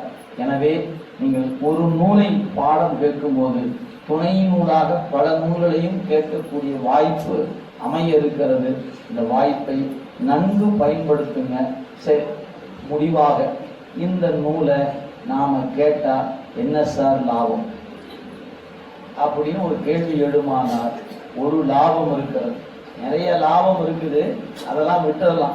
நான் ஒரே ஒரு லாபம் சொல்றேன். ஏனைய நூல்களை படித்தால் நாம் அனுபவிக்கலாம். புராண நூல் செய்வதை போல எந்த நூலும் செய்யாது என்பதை மட்டும் இந்த நேரத்தில் பணிவோடு தெரிவித்து இந்த வாய்ப்பை தந்த கூத்த பெருமானுடைய திருவடி தாமரைகளையும், குருநாதருடைய திருவடிகளையும், ஆசிரியர் பெருமக்களுடைய திருவடிகளையும் இந்த நேரத்தில் மீண்டும் ஒரு முறை வணங்கிக் கொண்டு மேடையில் இருக்கக்கூடிய சான்றோர் பெருமக்களுக்கும் உங்களுக்கும் என்னுடைய பணிவு கலந்த நன்றி வணக்கத்தை உங்கள் திருவடிகள் குறித்தாக்கி என்னுடைய உரையை இந்த அளவு நிறைவு செய்கின்றேன்.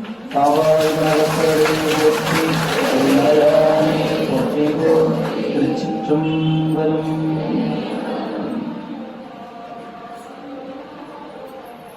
இதுகாரும் அருமையான சிறப்பான வரலாற்று நிகழ்வுகளுடன் கூடிய ஆன்மீக உரையை ஏறத்தாழ 1.5 மணி நேரம் நம்மை மெய்மறக்க செய்த ஐயா அவர்களுக்கு நெஞ்சார்ந்த பணிவார்ந்த நன்றியை தெரிவித்துக் கொள்கிறோம். அடுத்து பவானி சிவனடியார் திருக்கட்டளை அறக்கட்டளையினுடைய சிறப்பாக ஆன்மீக சிவப்பணி செய்து வரும் தொடர் வகுப்பை நடத்துபவருமான சிவத்திரு பிரகாசனையா அவர்கள் உரை நிகழ்த்துவார்கள். நாடுடைய சிவனே போற்றி, நாட்களுக்கும் இறைவா போற்றி. வந்தார் விரல் மடவாய் பாகவானாகம் பூண்டு தேரதேரி அங்க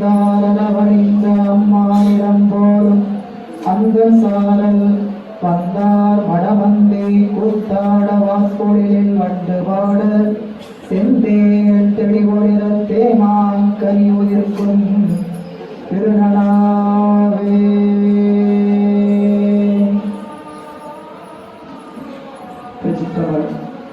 எல்லாம் அல்ல இறைவனுடைய அருட்பெரும் கருணையினாலும் நாயன்மார் பெருமக்களுடைய குருவர்களும் முன்னேற்றம் செய்ய நன்மை பொருந்திய நன்னாளாம் இந்த இனிய நாளில் வாணியம்பாடி பகுதியில் அமைந்திருக்கக்கூடிய மூர்த்தம் என்கின்ற இந்த பகுதி வளாகத்தில் இருக்கக்கூடிய நிலையில இன்றைய நாளில் எம்பிரான் தெய்வ சேக்கரார் பெருமான் திருவாய் மலர்ந்தருடைய இருக்கின்ற திருத்தொண்டர் புராணமாகிய ஞான நூலினை தொடர்ந்து தொடர் வகுப்பாக சிந்திப்பதற்கான துவக்க வழிபாடானது இன்றைய நாளில் போற்றுவதற்கும் மரியாதைக்கும் உரிய நம்முடைய ஞானாசிரியர் பெருந்தகை எழுந்தருளி இந்த வகுப்பினுடைய துவக்கத்தை சிறப்புரையாற்றி துவங்கி வைத்திருக்கக்கூடிய நிலையில் அன்பர் பெருமக்களே, இன்றைய நிலையில் திருமேடையில் எழுந்தருளி இருக்கக்கூடிய ஐயா அவர்களுடைய திருவடிகளை மனம் மொழிமைகளாலும் வணங்கி அடியேனை சென்னையில் ஆற்றுப்படுத்தி இருக்கக்கூடிய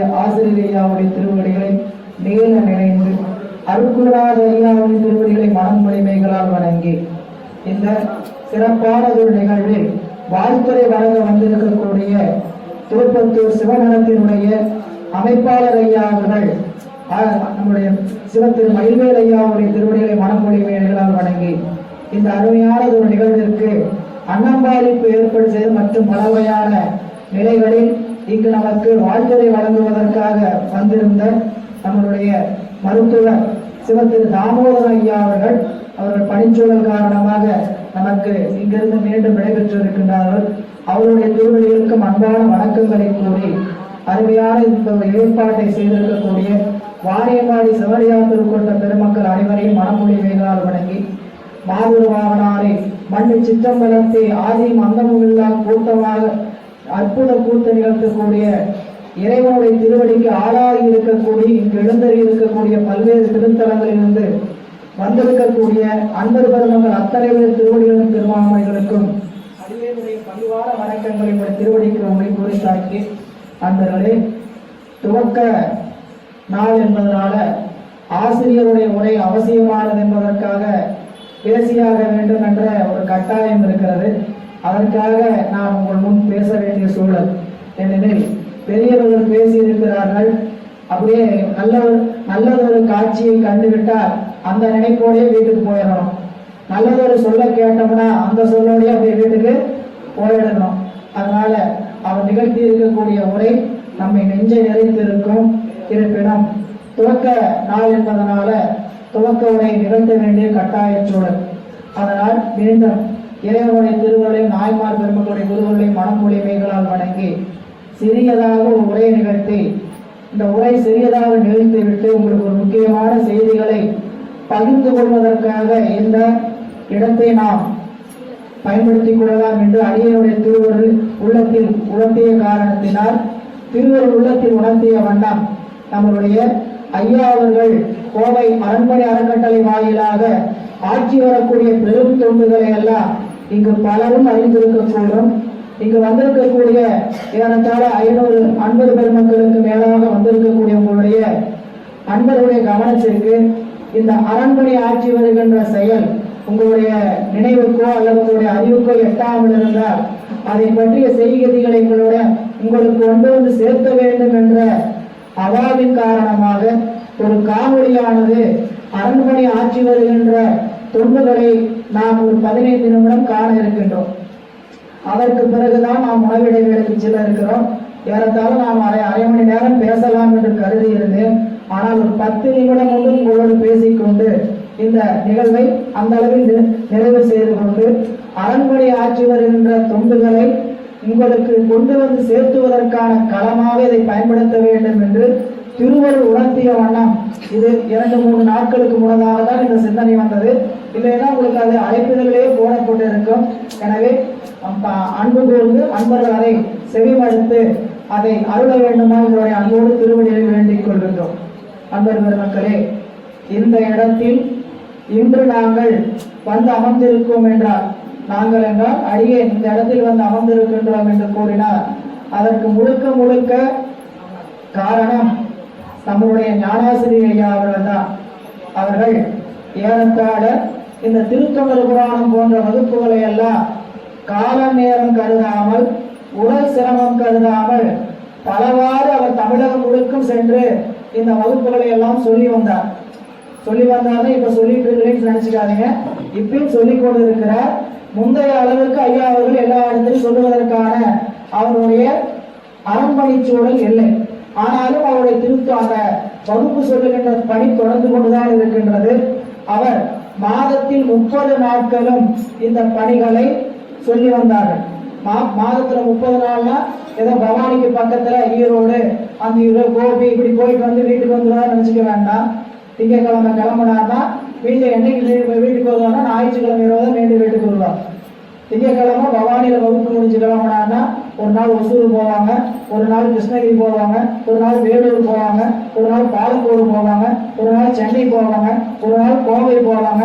தெற்க வடக்க மேற்க கிழக்க 4 திசையிலும் தினந்தோறும் பேருந்தில் ஏறி சென்று வருவார்கள். இதையெல்லாம் நாங்கள் உடனிருந்து பார்த்ததனால் கூறுகிறோம். தமிழகத்தில் இன்று அடியார் பெருமக்கள் பெருமளவில் உருவாகி இருக்கிறார் என்றால், உருவாக்கி இருக்கிறார்கள் என்றால் அதற்கான காரணம் திருத்தொண்டர் புராணம். அடியார்கள் உருவாவதற்கு திருத்தொண்டர் புராணம் காரணமாக அமையும் என்று ஐயா சொன்னதனுடைய வார்த்தை 100க்கு 100 உண்மை. அடியார்களை உருவாக்குவது திருத்தொண்டர் புராணம். அந்த திருத்தொண்டர் புராணத்தை அடியார்களை உருவாக்குவதற்காக நம்மிடத்தில் நேரம் காலம் பார்க்காமல் உழைத்தவர்கள் ஐயா அவர்கள். எனவே அவருடைய வருகை இங்கு நமக்கு மிகுந்த ஒரு வாய்ப்பு. உங்களுக்கெல்லாம் பலருக்கும் இருக்கக்கூடியவங்களுக்கு தெரிஞ்சிருக்கும்.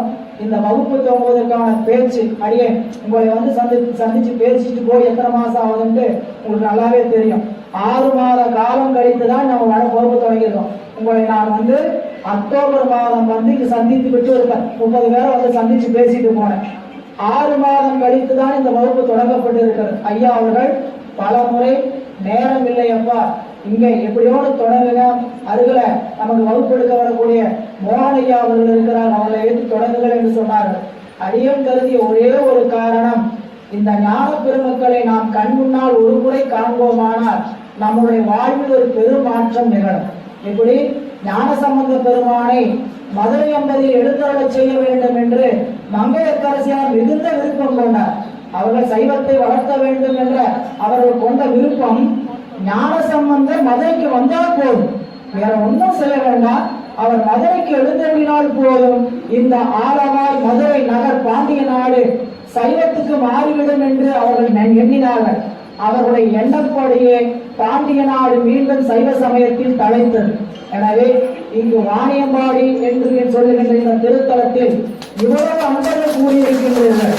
இத்தனை அன்பர்களும் நிச்சயமாக ஒரு தொண்டராக இருந்து நாம் பணி செய்வோமானால் மீண்டும் நம் தமிழகமானது எப்படி 7ஆம் நூற்றாண்டில் 9ஆம் நூற்றாண்டில் 12ஆம் நூற்றாண்டுகளில் சைவம் பெருகியதோ அதனோடு இந்த பகுதியிலும் சைவம் பெருகும் என்பதற்காக ஒரே காரணத்திற்காகத்தான் அவரை வந்து இந்த வகுப்பை துவங்கி வைக்க வேண்டும் என்று அடியேன் கருதினேன்.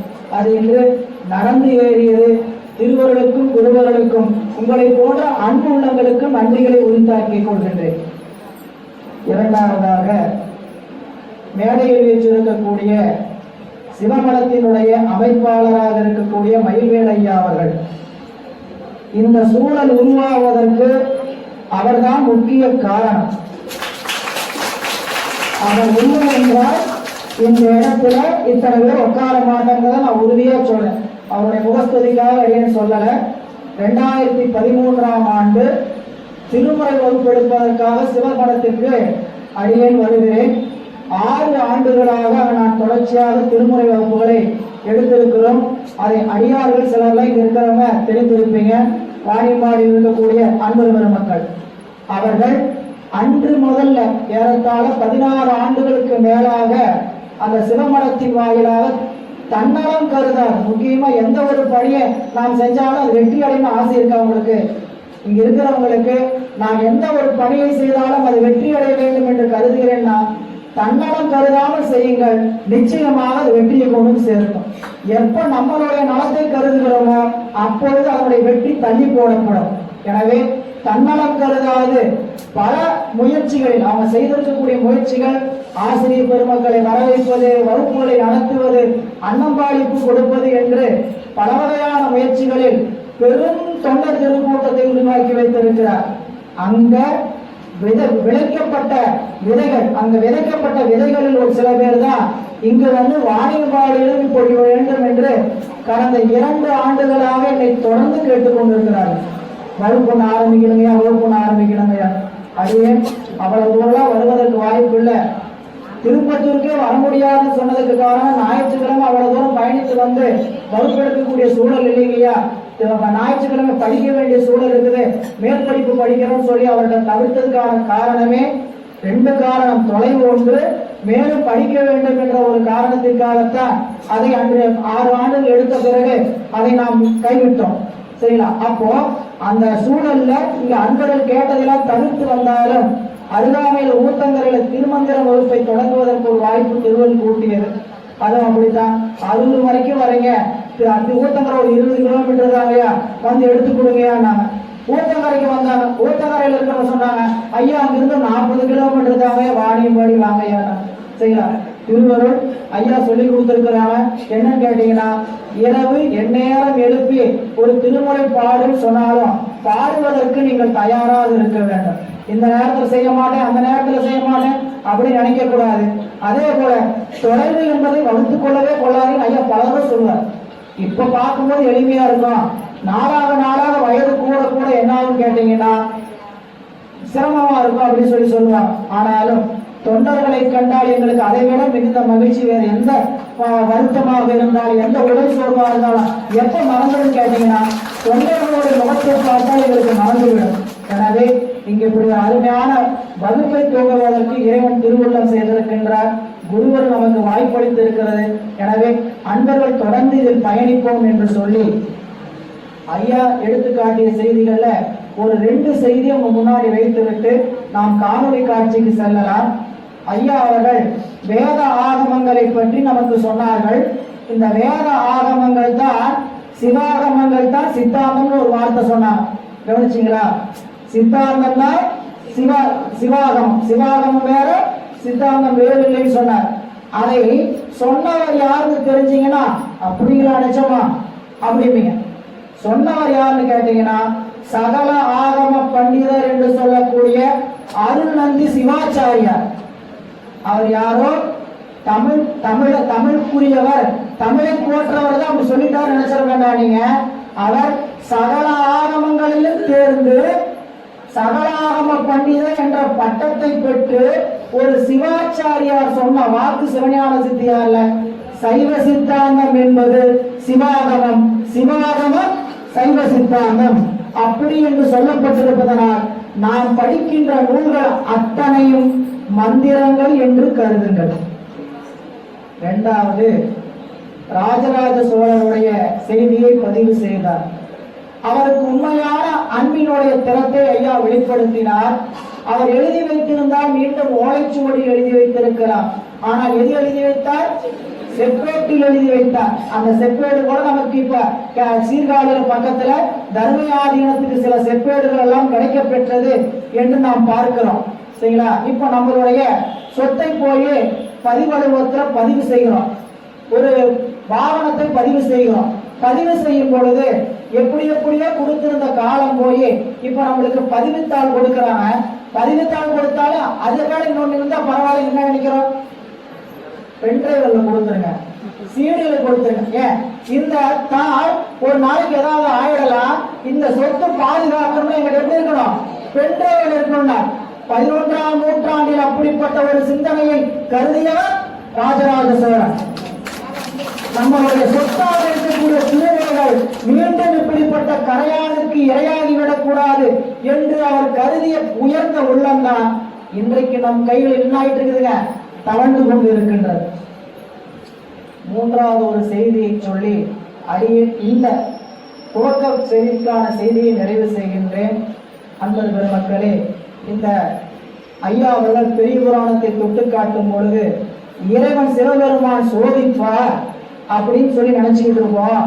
ஆனால் இறைவன் சோதிக்கின்ற காலத்துல கை கொடுப்பா நமக்கு யாருக்கும் தெரியாது அப்படிங்கிறதுக்கு ஒரு நாயனாருடைய அருள்வரலாற்றை எடுத்து சொன்னார். சரிங்களா? எம்பிரான் சிறுத்தொண்ட நாயனாருடைய அருள்வரலாற்றை ஐயா சொல்லி இப்படி நான் ஒரு வரலாற்றை சொல்ல போதுன்னு நினைக்கும் போது ஐயா சிறுத்தொண்டரை பத்தி தான் சொல்ல போறாரு அப்படின்னு உள்ளதற்கு எத்தனையோ 63 எல்லாரும் வரலாற்றுலயும் இது இருக்குது.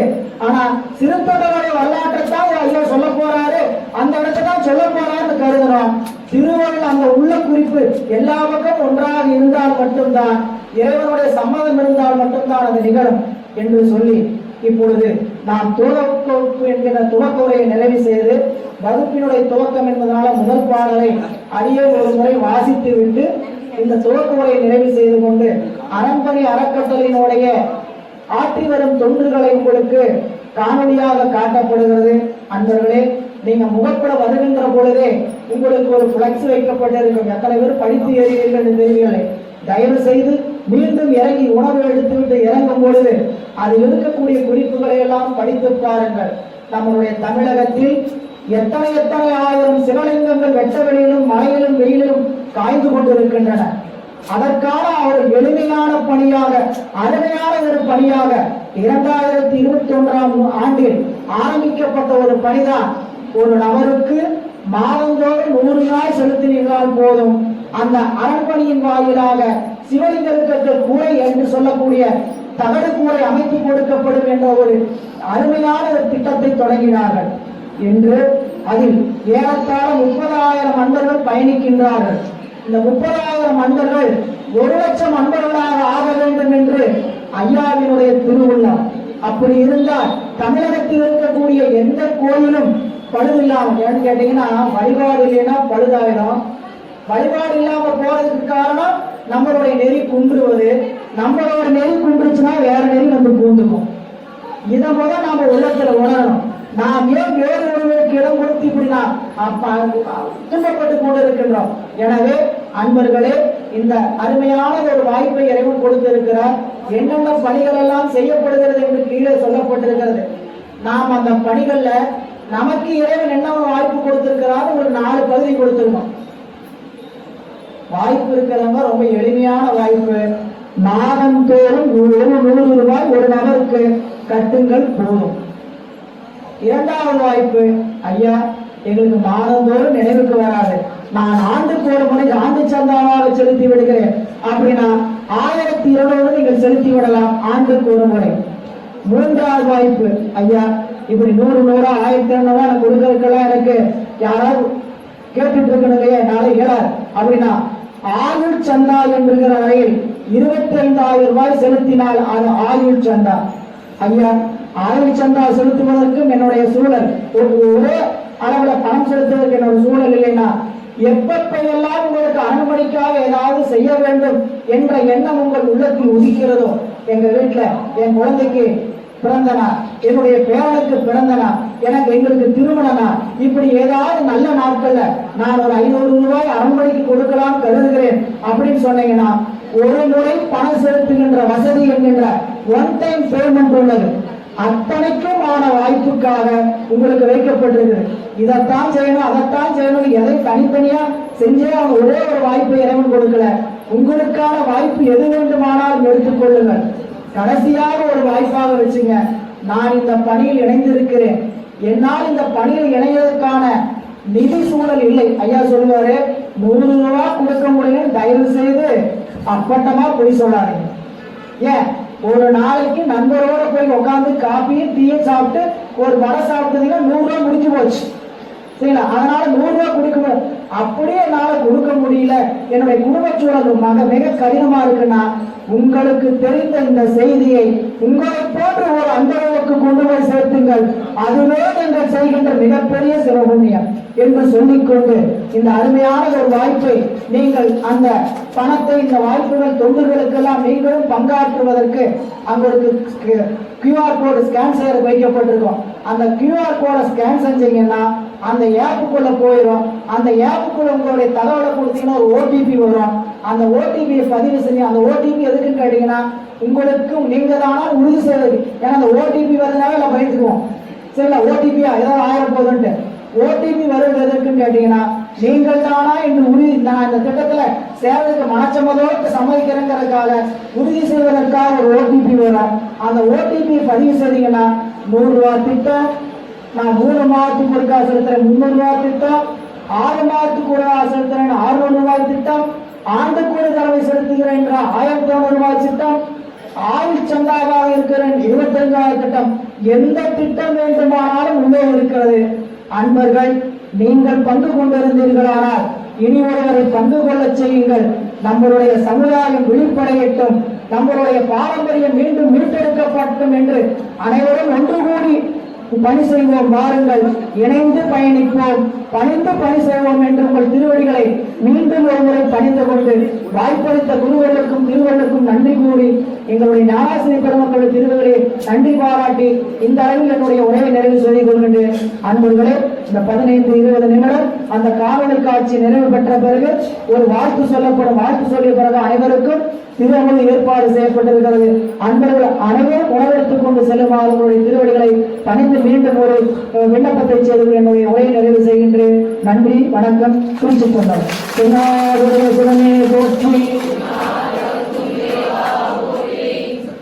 அன்பர்களே, இந்த அரண்மனை